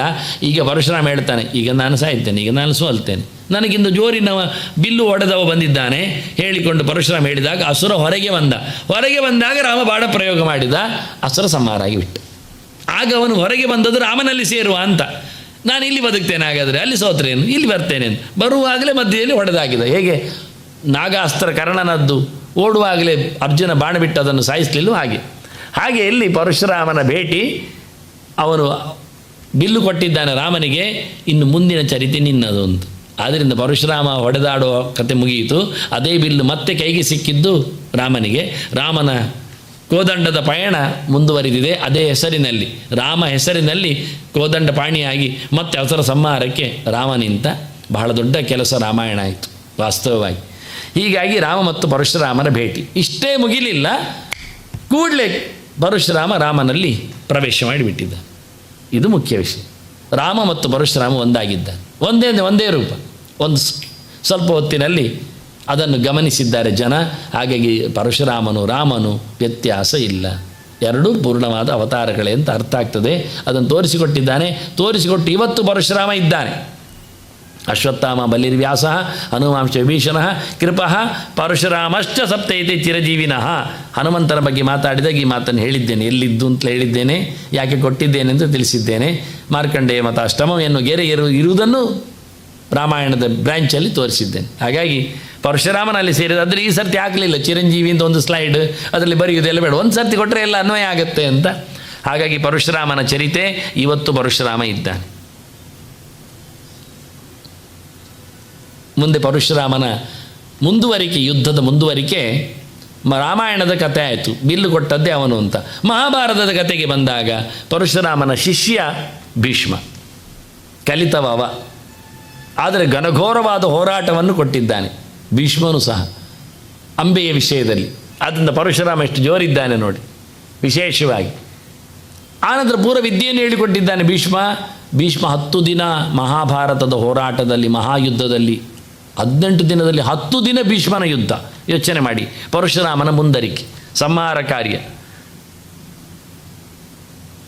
ಇನ್ನೊಂದು ಶಿಷ್ಯ ದ್ರೋಣ, ದನ ಕೊಡಲಿಲ್ಲ ಅಂತ ದೃಪದನ ಯೋಚನೆ. ನಾನಾಗ ಸ್ಲೈಡಲ್ಲಿ ಹಿಂದೆಯಲ್ಲಿ ಅಂಬೆಯನ್ನು ನಿಲ್ಲಿಸಿದ್ದೆ ಲೆಕ್ಕಕ್ಕೆ ಅಂತ. ಈಗ ದೃಪದನನ್ನು ನಿಲ್ಲಿಸಿದ್ದೆ. ದೃಪದ ಗಮ್ಮತ್ತಲ್ಲಿ ದನ ಕೊಡುವುದಿಲ್ಲ, ನೀನೆಂತ ಬಡವ ಅಂತ ಹೇಳಿದ್ದಕ್ಕೆ ದ್ರೋಣ ಬಂದು ಪರಶುರಾಮನಲ್ಲಿ ಕೇಳ್ತಾನೆ, ನನಗೆ ದನ ಇಲ್ಲ, ಮತ್ತೆ ಜನ ನಾನಿದ್ದೇನೆ, ನಾನು ಬರ್ತೇನೆ, ನೀನು ಬೇಡ, ದೇವರೆಂತ ಮಾಡು. ಹಾಗಾದರೆ ನನ್ನ ಹತ್ರ ಆಯುಧ ಉಂಟು, ನಾನು ಇಟ್ಟಿದ್ದೇನೆ, ಎಲ್ಲ ಇಟ್ಟಿದ್ದೇನೆ. ಈಗ ಆಯುಧ ಅದೆಲ್ಲ ಬೇಡ ನನಗೆ ಅಂದ. ಹಾಗಾದರೆ ನನ್ನ ಹತ್ರ ವಿದ್ಯೆ ಉಂಟು, ಕೊಡಿ ಅಂದ. ಹಾಗೆ ವಿದ್ಯೆ ಕೊಟ್ಟಿದ್ದಾನೆ ದ್ರೋಣರಿಗೆ. ವಿದ್ಯೆಯನ್ನು ತಗೊಂಡೋಗಿ ಅವರು ಪಾಂಡವ ಕೌರವರಿಗೆ ಕಲಿಸಿ ಮತ್ತೆ 5 ದಿನ ಹೋರಾಟದಲ್ಲಿ ದ್ರೋಣರು ಪರಶುರಾಮನ ಮುಂದರಿಕೆ ಮಾಡಿದ್ದಾರೆ. ಅಸ್ತ್ರ ಸಂಹಾರದಲ್ಲಿ, ಭೂಭಾರ ನಾಶದಲ್ಲಿ ಅದ್ಭುತವಾದ ಚಿಂತನೆಗಳು. ಮುಂದಿನ 18 ದಿನದಲ್ಲಿ 15 ದಿವಸ ಮುಗಿದ್ರೆ ಮತ್ತೆ 2 ದಿನ ಹೋರಾಟ ಮಾಡಿದವ ಕರ್ಣ. ಅವನು ಮತ್ತೆ ಪುನಃ ತನಗೆ ಪಾಠ ಮಾಡಿ ಕೊಡುವುದಿಲ್ಲ ದ್ರೋಣರು. ನನ್ನನ್ನು ಸೇರಿಸಲಿಲ್ಲ ಹೇಳಿ ಪರಶುರಾಮರಲ್ಲಿ ಬಂದು ಕೇಳಿದ. ಪರಶುರಾಮರು ಅವನಿಗೆ ಬೇಕಾದಾಗ ಸಿಗಬಾರ್ದು ಹೇಳಿ ಅವನ ತೊಡೆಯಲ್ಲಿ ಮಲಗಿ ಆ ಕ್ರಿಮಿ ಕೀಟ ಕಚ್ಚುವಾಗಿ ಮಾಡಿ ನೆತ್ತರ ಸ್ರಾವ ಆಗುವಾಗೆ ನೋಡಿ, ನೀನು ಕ್ಷತ್ರಿಯ ಇದ್ದಿ ಅಂತ ಹೇಳೋ ಮೂಲಕ ಸುಳ್ಳು ಹೇಳಿ ಕಲಿತೆ ಅಂತೇಳಿ ನಿನಗೆ ಕಲಿತದ್ದು ಬಾರದಿರಲಿ ಅಂತ ಶಾಪ ಕೊಟ್ಟಿದ್ದಾನೆ. ಅದೊಂದು ಕತೆ ಮಾಡಲಿಕ್ಕೆ ಮತ್ತೆ ಪುನಃ ಬ್ರಾಹ್ಮಣ ವೇಷದಲ್ಲಿ ಕಲಿಯುವ ಕರ್ಣ. ಮತ್ತು ನಮಗೆ ಕರ್ಣ ಭಾರಿ ದೊಡ್ಡ ಜನ ಆಗುವುದು. ಸುಳ್ಳು ಹೇಳಿ ಕಲಿತದ್ದಲ್ಲ, ಪ್ರಯೋಜನ ಎಂತ ಉಂಟು? ಮತ್ತೆ ಗುರುಗಳಿಂದ ಪರಿತ್ಯಕ್ತ ಅಲ್ಲ. ಭೀಷ್ಮರು ಹಾಗೆ ಹೇಳ್ತಾರೆ, ನೀನೇನಯ್ಯ, ನಾವು ಕಲಿತದ್ದು 106 ವರ್ಷ, ನೀನು ಕಲಿತದ್ದು 4 ವರ್ಷ. ಪರಶುರಾಮರಲ್ಲಿ ದ್ರೋಣ ಕಲಿತದ್ದು 12 ವರ್ಷ. ಲೆಕ್ಕ ನೋಡಿ, ಭೀಷ್ಮ 106 ವರ್ಷ ಕಲಿತಿದ್ದಾನೆ. ಹೇಳಿಕೊಳ್ಳಿಕ್ಕೆ ಎಲ್ಲರೂ ಶಿಷ್ಯರೇ. ಇನ್ನೊಬ್ಬ ಶಿಷ್ಯ ಇದ್ದಾನೆ, ಇಲ್ಲಿ ಬರೀಲಿಲ್ಲ ನಾನು, ಅಕೃತವರ್ಣ ಅಂತ. ಗಮ್ಮತ್ತಿದೆ. ಒಂದು ಸರ್ತಿ ಅವನು ಅಪ್ಪನ ಜೊತೆಯಲ್ಲಿ ತೀರ್ಥಯಾತ್ರೆಗೆ ಹೋಗಿದ್ದ, ಒಟ್ಟು ಹೋಗ್ತಾ ಇದ್ದ. ಅಪ್ಪ ಎಲ್ಲಿಯೋ ತಪ್ಪಿಕೊಂಡು ಹೋದ. ಈ ಹುಡುಗ ಎಲ್ಲಿ ಸಿಕ್ಕಿಬಿದ್ದ ಕಾಡಿನಲ್ಲಿ ಒಬ್ಬನೇ. ಅಪ್ಪ ಅಪ್ಪ ಕೂಗ್ತಾ, ಹುಲಿ ಬಂತು, ಕಾಪಾಡಿದ್ದು ಕೂಗಿದ. ಪರಶುರಾಮ ಕಾಪಾಡಿದ, ಬಾಯಿಚೆ ಅಂತ ಬಂದುಬಿಟ್ಟ. ಆವತ್ತಿನಿಂದ ಪರಶುರಾಮನ ಶಿಷ್ಯನಾಗಿ ಅಕೃತವ್ರಣ ಸೇರಿಕೊಂಡ. ದೊಡ್ಡ ಹೆಸರು ಅವನದ್ದು, ಅಕೃತವ್ರಣ ಅಂತ. ಗಾಯ ಆಗದವ ಅಂತ, ಹುಲಿ ಬಂದರೂ ಏನಾಗದಂತೆ ಮಾಡಿಕೊಂಡವ ಅಂತ. ಅದು ಗೊತ್ತಿಲ್ಲದ ಲೆಕ್ಕಾಚಾರದ ಶಿಷ್ಯ. ಅದಕ್ಕೋಸ್ಕರ ನಾನು ಪ್ರತ್ಯೇಕ ಅದನ್ನು ಕೊಡಲಿಕ್ಕೆ ಹೋಗಲಿಲ್ಲ. ಇಂಥದ್ದು ಸುಮಾರು ವಿಷಯಗಳಿವೆ, ಅದರಲ್ಲಿ ಮುಗಿಯುವುದಿಲ್ಲ ವಿಷಯ, ವಾಸ್ತವಗಳು. ಇವತ್ತಿನ ಅಕ್ಷಯ ತದಿಗೆ ಹುಟ್ಟಿದ ದಿವಸ. ಅದಕ್ಕೊಂದು ಮಾತಿದೆ, ವೈಶಾಖ ಶುಕ್ಲಪಕ್ಷೇತು ತೃತೀಯ ಯೈಹಿ ಉಪೋಷಿತ ಅಕ್ಷಯಂ ಫಲಮಾಪ್ನೋತಿ ಸರ್ವಸ್ಯ ಸುಕೃತಸ್ಯ ಚ. ಆವತ್ತು ವಿಶೇಷವಾದ ಉಪವಾಸಾದಿಗಳನ್ನು ಮಾಡಿದರೆ ತುಂಬ ಪುಣ್ಯ ಇದೆ ಅಂತ ಹೇಳ್ತಾರೆ. ಸಾ ತಿಥಿ ಕೃತ್ತಿಕೋಪೇತ, ಅದಾವತ್ತು ಕೃತ್ತಿಗೆ ಬಂದರಂತೂ ಭಾರಿ ದೊಡ್ಡದು. ಕೃತ್ತಿಕಾ ನಕ್ಷತ್ರಕ್ಕೆ ಅಗ್ನಿ ದೇವತೆ ಆಗ್ತಾನೆ. ಹಾಗಾಗಿ ಅಗ್ನಿ ಉಪಾಸನೆ ಮಾಡೋದು ವಿಶೇಷ ಹೇಳಿಕೊಂಡು, ವಿಶೇಷೇನ ಸುಪೂಜಿತ ಅಗ್ನಿಯಲ್ಲಿರುವ ಪರಶುರಾಮ. ಹೀಗೆ ಲಿಂಕ್.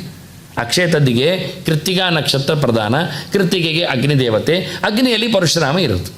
ಉಪಾಸನೆಯ ಮುಖ್ಯಗಳು ಹೀಗೆ ಬಂದಿವೆ. ತತ್ರ ದತ್ತಂ ಉತ್ತಮ್ ಜಪ್ತಂ ಸರ್ವಂ ಅಕ್ಷಯ ಮುಚ್ಯತೆ. ಅಕ್ಷಯ ಸಂತತಿಸ್ತಸ್ಯ ತಸ್ಯಾಂ ಸುಕೃತಂ ಅಕ್ಷಯಂ. ಮಾಡಿದ್ದು ಅಕ್ಷಯ ಆಗ್ತದೆ, ಸಂತಾನವು ಅಕ್ಷಯ ಆಗ್ತದೆ ಅಂತ. ಆವತ್ತು ಉಪವಾಸ ಮಾಡಲಿಕ್ಕೆ ಆಗೋದಿಲ್ಲ. ಆದರೆ ನಮ್ಮದೆಲ್ಲ ಯಾವತ್ತು ಉಂಟಲ್ಲ, ಆಗೋದಿಲ್ಲ ಅಂತ ಹೇಳಿದ ತಕ್ಷಣ ನಮಗದೊಂದು ಸಬ್ಸ್ಟಿಟ್ಯೂಟ್ ಆಗಿ ಒಂದು ತುಟ ಮಾಡಿ ರಾತ್ರಿ ಮಾಡಿ ಅಂತ ಹೇಳಿದ್ರೆ ಅದಕ್ಕೆ ರಾತ್ರಿ ಚಿತ್ರ ಕೊಟ್ಟದ್ದು. ಕತ್ತಲೆ ಯಾವಾಗ ರಾತ್ರಿಯಿಂದ ಕೆಲವರು ಸೂರ್ಯ ಕಂತುವುದು ಕಾಣುವುದು, ಅದು ಕೆಲವರು ಗಡಿಯಾರ 5 ನಿಮಿಷ ಮುಂದಿರ್ತದೆ, ಸೂರ್ಯ ಕಂತದ ಮುಂಚೆ ತಿಂದು ಬಿಡ್ತಾರೆ ಅವರು. ಕೂಡಲೇ ಅದು ಹೇಗೆ ಗಂಟೆ ಹೊಡಿತಾರೆ, ಊಟ ಆಗ್ತದೆ ಗೊತ್ತಿಲ್ಲ, ಕರೆಕ್ಟು ನೋಡಿಕೊಳ್ತಾರೆ. ಆಶ್ಚರ್ಯ ಆಗ್ತದೆ ಎಷ್ಟು ಪ್ರೋಸೆಸ್ ಇರ್ತದೆ. ಅದಕ್ಕೆ ಹೇಳಿದ್ದು ನಾನು, ನಕ್ಷತ್ರ ಕಾಣದೆ ರಾತ್ರಿ ಊಟ ಅಂತ ಇಲ್ಲ. ಸೂರ್ಯ ಇದೊಂದು ಸೀಕ್ರೆಟ್, ಯಾವತ್ತೂ ಹೇಳ್ಬೋದು ನಾನು. ಸೂರ್ಯ ಇದ್ದಾಗ 2 ಊಟ ಮಾಡಲಿಕ್ಕಿಲ್ಲ, ಇಷ್ಟೇ ವಿಷಯ. ಸೂರ್ಯ ಕಾಣುವ ಪೀರಿಯಡಲ್ಲಿ ಯಾವನೇ ವ್ಯಕ್ತಿಯು ದುರ್ಭೋಜನ ನಾಚರಿತ ಕ್ರಮ 2 ಸರ್ತಿ ಊಟ ಮಾಡಲಿಕ್ಕಿಲ್ಲ, ಇಷ್ಟೇ. ಅದು ಏನೇ ಮಾಡಿ ಸೂರ್ಯ ಬಂಧನ. ಆದ್ದರಿಂದ ಪಾರಣೆ ಎನ್ನುವುದು ಬಿಫೋರ್ ಸನ್ರೈಸ್ ಆಗುವುದಿಲ್ಲ. ಏನಿದ್ದರೂ ಸೂರ್ಯ ಬಂದ ನಂತರ ಕೂಡಲೇ ಮಾಡಿದರೆ ರಾತ್ರಿ ಆಗುವವರೆಗೆ ತಿನ್ನಲಿಕ್ಕಿಲ್ಲ. ಸೂರ್ಯ ಇದ್ದಾಗ ಯಾವನೇ ಒಬ್ಬ 2 ಹೊತ್ತು ಊಟ ಮಾಡಲಿಕ್ಕಿಲ್ಲ. ಗಂಟೆಗಳಿಗೆ ನಿಮಗೆ ಬಿಟ್ಟದ್ದು ಅಂತ. ಇಂಥದ್ದಲ್ಲಿ ಕೆಲವು ಮಾತುಗಳಲ್ಲಿ ಭಾರಿ ಚೆನ್ನಾಗಿದೆ. ಇಲ್ಲಿ ಬಹಳ ಚೆನ್ನಾಗಿ ಹೇಳ್ತಾರೆ, ಏಕಾಂ ಅಪಿ ಉಕ್ತವತ್ ಕೃತ್ವ, 1 ದಿನ ಆದರೂ ಮಾಡಿ ಹೇಳಿದಾಗೆ. ತೃತೀಯಾಂ ವಿಧಿವನ್ನರ, ಈ ವೈಶಾಖ ಶುದ್ಧ ತದ್ದಿಗೆ ನೊಂದು ಮಾಡಿದರೆ ಎಲ್ಲ ತದ್ದಿಗೆ ಮಾಡಿದ ಹಾಗೆ. ಏತಾಸಾಮಪಿ ಸರ್ವಾಸಾಂ ತೃತೀಯಾನ ಫಲಂ ಲಭ್ಯವೇತ್. ಮತ್ತು ಎಲ್ಲ ತದ್ದಿಗೆಗಳು ನೀವು ಮಾಡಿದಾಗ ಆಗ್ತದೆ. 1 ತದ್ದಿಗೆ ಮಾಡಿ, ಮತ್ತು ಗೌರಿ ತದ್ದಿಗೆ ಬಿಡಿ, ಏನು ಬೇಕಾದ್ರೆ ಬಿಡಿನಿ. ತೃತೀಯಾಯಾಮ್ ಸಮಭ್ಯರ್ಚ್ಯ ಸೋಪವಾಸೋ ಜನಾರ್ದನಂ ಆವತ್ತು ಉಪವಾಸ ಇದ್ದು ಜನಾರ್ದನ ಅಂದರೆ ಜನನನ್ನು ಅರ್ಧನ ಮಾಡಿದ ಪರಶುರಾಮ ಅಂತ ಅರ್ಥ. ರಾಜಸೂಯ ಫಲಂ ಪ್ರಾಪ್ಯ ಗತಿಮಗ್ರಿ ಅಂಚವಿಂದತಿ, ಅವನಿಗೆ ರಾಜಸೂಯ ಮಾಡಿದ ಫಲ ಬರ್ತದೆ. ಉಪವಾಸೇಶು ಅಸಕ್ತಾನಂ ನಕ್ತಂ ಭೋಜನ ಮಿಷ್ಯತೆ. ಇದೆಲ್ಲ ನನ್ನದು ಕೊಡುಗೆ. ಯಾವಾಗ ಪ್ರಮಾಣ ಎದ್ದು ಎಳೆದು ತಂದು ತೋರಿಸಿಬಿಡ್ತೆ. ಎಲ್ಲಿಯಾದರೂ ಉಪವಾಸ ಮಾಡಲಿಕ್ಕೆ ಆಗೋದಿಲ್ಲ ಅಂದು ಗೋಗರೆದ್ರೆ ಹಾಗಾದರೆ ಆಗಲ್ಲಿ ಇಡೀ ದೇವರ ಚಿಂತನೆ ಮಾಡಿ ರಾತ್ರಿ ಊಟ ಮಾಡಿ ರಾತ್ರಿ ಗಡ್ದು. ನಮ್ಮದು ರಾತ್ರಿ ಊಟ ಅಂದರೆ ಕಮ್ಮಿ ಇರುವುದಿಲ್ಲ, ಎಲ್ಲ 12 ಬಗೆ ಇದ್ದೇ ಇರ್ತದೆ. ಆದ್ದರಿಂದ ಭಾಳ ಚೆನ್ನಾಗಿರ್ತದೆ. ಅದನ್ನು ಒಂದೊತ್ತು ಊಟ ಮಾಡಿದ್ರಿಂದ ಏನು ಆಗೋದಿಲ್ಲ, ಹೆಚ್ಚು ಕಡಿಮೆ ಆಗೋದಿಲ್ಲ. ಹಗಲು ಇಡೀ ಜಪ ಪೂಜೆ ಮಾಡಲಿಕ್ಕೆ ಅನುಕೂಲ ಆಗ್ತದೆ. ಬೆಳಿಗ್ಗೆ ಆದಾಗ ಮಧ್ಯಾಹ್ನ ಆಗ್ತದೆ, ಮಧ್ಯಾಹ್ನ ಸಂಜೆ ಬರ್ತದೆ ತನ್ನಷ್ಟಕ್ಕೆ. 1-2 ಕಾರ್ಯಕ್ರಮ ಪ್ರವಚನವೋ ಚಿಂತನೆ ಆಗಿಬಿಟ್ರೆ ಸಂಜೆ ಗ್ಯಾರಂಟಿ ಊಟ ಉಂಟು ಅಂತ ಗ್ಯಾರಂಟಿ. ಆದ್ದರಿಂದ ಏನು ಹೆದರಿಕೆ ಇಲ್ಲ. ರಾತ್ರಿ ಊಟ ಮಾಡಲಿಕ್ಕೆ ಉಂಟು ಹೇಳಿದರೆ ನಮಗೇನು ಅನ್ಯಾಯ ಆಗಲಿಕ್ಕಿಲ್ಲ. ಆದ್ದರಿಂದ ಒಂದು ಹೇಳ್ತಾರೆ, ಒಂದು ಇಡೀ ತದಿಗೆಗಳ ರಾಶಿ ಮಾಡಿದಾಗ ಆಗ್ತದೆ ಅಂತಾರೆ. ಎಲ್ಲಿ ಒಂದು ಶಿವರಾತ್ರಿ, ಒಂದು ಕೃಷ್ಣಾಷ್ಟಮಿ, ಒಂದು ಅಕ್ಷಯ ತದಿಗೆ ಮುಗಿದು. ಹೆಚ್ಚು ಏನೂ ಇಲ್ಲ. ನಾವು ಇಡೀ ವರ್ಷದಲ್ಲಿ ಒಂದು 3-4-5 ದಿನವನ್ನು ವಿಶೇಷವಾಗಿ ರಾಮನವಮಿ ಇಟ್ಟುಕೊಂಡು ಹೇಳುತ್ತೇವೆ. ರಾಮನವಮಿ ಶಿವರಾತ್ರಿ 2 ಪ್ರಧಾನ, ಜೊತೆಯಲ್ಲಿ ಅಕ್ಷಯ ತದಿಗೆ ಮುಗಿದೋಯ್ತು. 3 ಕೃಷ್ಣಾಷ್ಟಮಿ ಪರಿಪೂರ್ಣ ಇರುವುದರಿಂದ ಅದು ಪ್ರತ್ಯೇಕ, ಅದು ವಿಷಯ ಅಲ್ಲ. ಅಕ್ಷಯ ತದಿಗೆ ಎನ್ನುವುದಕ್ಕೆ ಇನ್ನೊಂದು ಹೆಸರು ಅಕ್ಷತೈ ಪೂಜ್ಯತೆ ವಿಷ್ಣು ತೇನ ಸಹ ಚಾಕ್ಷಯ ಸ್ಮೃತ. ಆವತ್ತು ಅಕ್ಷತೆ ಕಾಳಿನಿಂದ ಪೂಜೆ ಮಾಡಲಿಕ್ಕೆ. ಅಕ್ಷತೈಸ್ತು ನರಾಹ ಸ್ನಾತ ವಿಷ್ಣುವ್ರ ದತ್ವಾತ್ ತಾಕ್ಷತ. ತಾವು ಅಕ್ಷತೆ ಕಾಳನ್ನು ಹಾಕಿಕೊಂಡು ಅಕ್ಕಿ ಕಾಳನ್ನು ಹಾಕಿಕೊಂಡು ಸ್ನಾನ ಮಾಡಲಿಕ್ಕೆ. ಬ್ರಾಹ್ಮಣೇಭ್ಯ ಪ್ರದಾತವ್ಯಂ ಅಷ್ಟಷಷ್ಟಿಶ್ಚ ವಾ ಪುನಃ. ಒಂದು 68 ಆದರೂ ಕೊಡಬೇಕಂತೆ. ಅಕ್ಕಿದು ಒಂದು ಮುಷ್ಟಿ ಕೊಡಲಿಕ್ಕೆ ಹೇಳಿದರು. ಪಂಚಾಶದ್ವಾತ, ಅದು ಒಂದು 50 ಆದರೂ ಕೊಡಿ ಅಕ್ಕಿ. ಷಟ್ತ್ರಿಂಶತ್ ಇಲ್ಲ 36 ಆದರೂ. ಪಂಚವಿಂಶತಿರಪ್ಯಥ ಅದು ಆಗ್ಬೋದು 25. ಅಕ್ಕಿ ಕಾಳು ಕೊಡುವುದರಲ್ಲಿ ಅರ್ಥ ಆಗ್ತದೆ, ಅದರ ರಾಶಿಯೂ ಅರ್ಥ ಆಗ್ತದೆ. ಕೊಡವ ಅಂತಾರೆ, ಕುಡ್ತೆ ಅಂತಾರೆ, ಅಥವಾ ಎಂಥದ್ದು ಸಿದ್ದೆ, ಅದು ಲೆಕ್ಕ ಬರ್ತದೆ. ಅಷ್ಟು ಜನರಿಗೂ ಆಗ್ಬೋದು. ಸುಮಾರು ಅರ್ಥದಲ್ಲಿ ಹೇಳ್ತಾರೆ. ವಿಪ್ರೇಶು ದತ್ವ ತಾನೇವ, ಅದಕ್ಕೆ ಹೇಳಿದರು ತಾನೇವ ಅಂತ. ಅಷ್ಟು ಜನರಿಗೆ ಅಷ್ಟನ್ನೇ ಕೊಟ್ಟುಕೊಂಡು ತಥಾ ಸಕ್ತೂನ್ ಸುಸಂಸ್ಕೃತಾನ್, ಅದಕ್ಕೆ ಸಂಬಂಧಪಟ್ಟ ಅಕ್ಕಿಯ ಹಿಟ್ಟು ಮಾಡಿಕೊಂಡು ಭಕ್ಷ್ಯಭೋಜ್ಯಗಳನ್ನು ಮಾಡಿಕೊಂಡು ಕೊಟ್ಟರೂ ಆಗ್ತದೆ. ಯಥಾ ಅನ್ನಬುಕ್, ಮನುಷ್ಯ ಹೇಗೆ ತಿಂತಾರೋ ಹಾಗೆ. ಕೊನೆಗೆ ಅವನು ಅದರದ್ದು ಚಿತ್ರಾನ್ನ ಮಾಡಿ ತಿಂತಾನ, ಚಿತ್ರಾನ್ನ, ಪುಳಿಯೋಗರೆ, ಅಥವಾ ಪಲಾವ, ಅಥವಾ ಅಪ್ಪವೋ ವಡೆಯೋ ಅದು ಕಡುಬ. ಏನು ಗಮ್ಮತ್ತು ನೋಡಿ, ಎಂತ ಹೇಳ್ಬೇಕು ಅಂತ ಹೇಳ್ತಾರೆ ಅಲ್ಲಿ. ಯಥಾ ಅನ್ನಭುಕ್, ಹೇಗೆ ಮನುಷ್ಯ ತಿಂತಾನೋ ಹಾಗೆ ಸಕ್ತೂನು ಸುಸಂಸ್ಕೃತಾನ್. ಎಣ್ಣೆಯಲ್ಲಿ ಕಾಯಿಸಿಯ, ತುಪ್ಪದಲ್ಲಿ ಹುರಿದ, ನೀವು ಎಂತ ಮಾಡಿ ಕೊಡ್ತೀರಿ ಹೇಳಿ, ಹೇಗೆ ತಿಂತಾರೆ ನೋಡಿ. ಬರಲಿಕ್ಕೆ ಹೇಳೋದು, ನಾನು ಕಡುಬು ತಿನ್ನೋದು ಬಿಟ್ಟಿದ್ದೇನೆ ಹೇಳೋದು ಕೊನೆಗೆ ಪುಣ್ಯಾತ್ಮ. ಮತ್ತೆಂದ ಇವು ಮಾಡಿ ಆಗಿರ್ತದೆ ಕೊಟ್ಟೆಗಟ್ಟಲೆ. ಇನ್ನು ಬಂದು ನನಗೆ ಚಕ್ಕುಲಿ ಆಗೋದಿಲ್ಲ ಎಣ್ಣೆಯಲ್ಲಿ ಹೇಳ್ತಾನೆ, ನಾವು ಅದು ಮಾಡಿರೋದು ಯಾವುದು ನೋಡಿ ಅಂದರೆ ನನಗಿದು ವಿಷಯ ಆಗೋದು ಅನಿಸ್ಕೋಲ್ಲ. ಹೇಳಿದ್ದನ್ನು ಬಲಾತ್ಕಾರ ಮಾಡೋದಿಲ್ಲ. ಪತ್ರೊಡೆಯೋ ಏನು ಮಾಡ್ತೀರಿ ನೋಡಿ, ಹೇಗೆ ಮಾಡ್ತೀರಿ ನೋಡಿ. ಅಕ್ಕಿಯ ಡಿಶನ್ನು ಮನುಷ್ಯಗೆ ತಿಂತಾನೆ. ಎಷ್ಟು ಜನರನ್ನು ಬರಲಿಕ್ಕೆ ಹೇಳಿ ನಿಮಗೆ ಬಿಟ್ಟದ್ದು. 68 ಇದೆ, 50 ಇದೆ, 36 ಇದೆ, 25 ಇದೆ ಮಿನಿಮಮ್ ಸಂಖ್ಯೆ. ಮಾಡುವ ವಿಷಯವೂ ಹಾಗೆ, ಕೊಡುವ ರೀತಿಯೂ ಹಾಗೆ. ಎಂಥದ್ದು ಮಾಡಿ, ಸ್ವೀಟ್ ಮಾಡಿ, ಖಾರ ಮಾಡಿ, ಎಲ್ಲೆಲ್ಲಿ ಕರೆದಿಡಿರಿ, ಅಥವಾ ಬೇಕಿಂಗ್ ಮಾಡಿ ಬೇಯಿಸಿ ಹಾಕಿ, ಕಡುಬು ಎಲ್ಲ ಬೇಯಿಸುವಂಥದ್ದು. ನಮ್ಮಲ್ಲಿ ಸುಮಾರು ಉಬೆಯಲ್ಲಿ ಬೇಯಿಸು ಎಲ್ಲ ಉಂಟು ಮುಖಗಳು. ಫಲಮಕ್ಷಯಂ ಅಷ್ಟದೆ. ಒಟ್ಟಾರೆ ಬಹಳ ಅದ್ಭುತವಾದ ಗೆರೆ. ಅದು ಹೇಳಿಕೆ ನನಗೆ ಚೆನ್ನಾಗಿರುತ್ತೆ. ಹೇಗೆ ಹೇಳ್ತಾರೋ ಅವರೊಂದು ಅರ್ಥ ಆಗೋದಿಲ್ಲ. ಹೇಗೆ ಮಾಡಿ ತಿಂತಾರೋ ಹಾಗೆ ಮಾಡಿ ಕೊಡಿ ಅನ್ನೋದುಂಟಲ್ಲ. ಸುಸಂಸ್ಕೃತಾನ್ ಯಥಾನ್ನ ಬುಕ್ಕು ಸಕ್ತೂನ್ ಅನ್ನುವಂಥದ್ದು. ಹಿಟ್ಟು ಕಲಡಿಸಿ ಕೊಡುವ ದೋಸೆ ಮಾಡಿ ಕೊಡಿ. ಅವರು ಹೇಳೋ ರೀತಿ ನೋಡಿದಾಗ ತುಂಬ ಇಷ್ಟ ಆಗ್ತದೆ. ಇಡೀ ಅಡುಗೆಯ ಶಾಸ್ತ್ರವನ್ನು ಅವರು ನಮ್ಮ ಮುಂದೆ ತೆರೆದಿಟ್ಟ ಹಾಗೆ. ಕೊನೆಗೊಂದು ವೈಶಾಖ ಮಾಸ ಆದ್ದರಿಂದ ಅಕ್ಷಯ ತದಿಗೆಯಲ್ಲಿ ಅಕ್ಷಯ ಫಲ ಬರಲಿಕ್ಕೆ ಒಂದು ಅಟ್ಲೀಸ್ಟ್ ಮಾಡಬೇಕಾದ್ದು ನೀರಿನ ದಾನ. ನಾವು ಇಲ್ಲಿ ಕೂತಾಗಲೇ ನೀರು ಕುಡಿತೇವೆ, ಹಾಗಾದರೆ ಕೊಡದಿರಲಿಕ್ಕೆ ಆಗುತ್ತಾ? ಇನ್ನು ವೈಶಾಖ ಬರಲಿಲ್ಲ, ಚೈತ್ರದಲ್ಲೇ ಇದ್ದೇವೆ ನೋಡಿ. ಕೆಲವರಿಗೆ ತಂಬಿಗೆ ನೋಡಿದಾಗ ನೀರು ನೆನಪಾಗೋದು. ಗಂಧೋದಕ ತಿಲೈಹಿ ಮಿಶ್ರಂ, ಎಳ್ಳು ಹಾಕಿರಬೇಕು, ಗಂಧ ಹಾಕಿರಬೇಕು, ಅಂದರೆ ಪರಿಮಳ ಬರುವಂಥ. ಸ್ನಾನ ಕುಂಭಂ ಫಲಾನ್ವಿತಂ, ಕುಂಭವನ್ನು ಕೊಡಬೇಕು, ಹಣ್ಣು ಇರಬೇಕು. ಫಲ ಯಾವುದೊಂದು ತೆಂಗಿನಕಾಯಿ. ಪಿತೃಭ್ಯ ಸಂಪ್ರದಾಸ್ಯಾಮಿ ಅಕ್ಷಯಂ ಉಪದಿಷ್ಟ. ಇದು ಗತಿಸಿದವರ ನೆಲೆಯಲ್ಲಿ ಅಂತ. ಅವರಿಗೆ ತೃಷ್ಯ ಆಗಬಾರ್ದು, ಕ್ಷುಧೆ ಆಗಬಾರ್ದು ಅನ್ನೋ ನೆಲೆಯಲ್ಲಿ ಅಟ್ಲೀಸ್ಟ್ ನೀರನ್ನಾದರೂ ವೈಶಾಖ ಮಾಸದಲ್ಲಿ ದಂಡಿಯಾಗಿ ಕೊಡಿರಿ. ಕೊಡುವರಿಗೆಲ್ಲ ಕೊಡಿ, ಪಾತ್ರೆ ಸಮೇತ ಕೊಡಿ. ತಾಮ್ರದ ಪಾತ್ರೆ ಎನ್ನುವುದು ವಿಶೇಷ. ಅವರು ಅದರಲ್ಲಿ ಕುಡಿಯಬೇಕು ಅಂತ ನಿರ್ಬಂಧ ನಾನು ಮಾಡೋದಿಲ್ಲ, ಹೇಳುವ ಕ್ರಮ ಹಾಗೆ ಅಂತ ಹೇಳ್ತಾ ಕೊನೆ ಹೊತ್ತಿನಲ್ಲಿ ವೈಶಾಖದ ಒಂದು ವಿಶೇಷ ದಾನದ ಚಿಂತನೆಯಲ್ಲಿ ಇವತ್ತು ಪರಶುರಾಮನ ವೈಭವವಾದ ಚಿಂತನೆಯನ್ನು ಮುಗಿಸ್ತಾ ಇದ್ದೇನೆ. ತಮಗೆಲ್ಲ ಮತ್ತೆ ಪರಶುರಾಮ ಜಯಂತಿಯ ವಂದನೆಗಳೊಂದಿಗೆ ಬರುವ ಆಗಾಮಿ ದಿನಕ್ಕಾಗಿ ಅಡ್ವಾನ್ಸ್. ಇನ್ನು ಮುಂದಿನ ಚಿಂತನೆಗಾಗಿ ನಾವು ಕಾಯುವ ಇನ್ನೊಬ್ಬ ದೇವರ ಬರುವಿಕೆಗಾಗಿ, ವೇದವ್ಯಾಸರ ಮಹೋತ್ಸವಕ್ಕಾಗಿ ಮತ್ತೆ ವಂದನೆಗಳು. ಶ್ರೀಕೃಷ್ಣಾರ್ಪಣಸ್ತು. ನಾರಾಯಣ ನಾರಾಯಣ ನಾರಾಯಣ.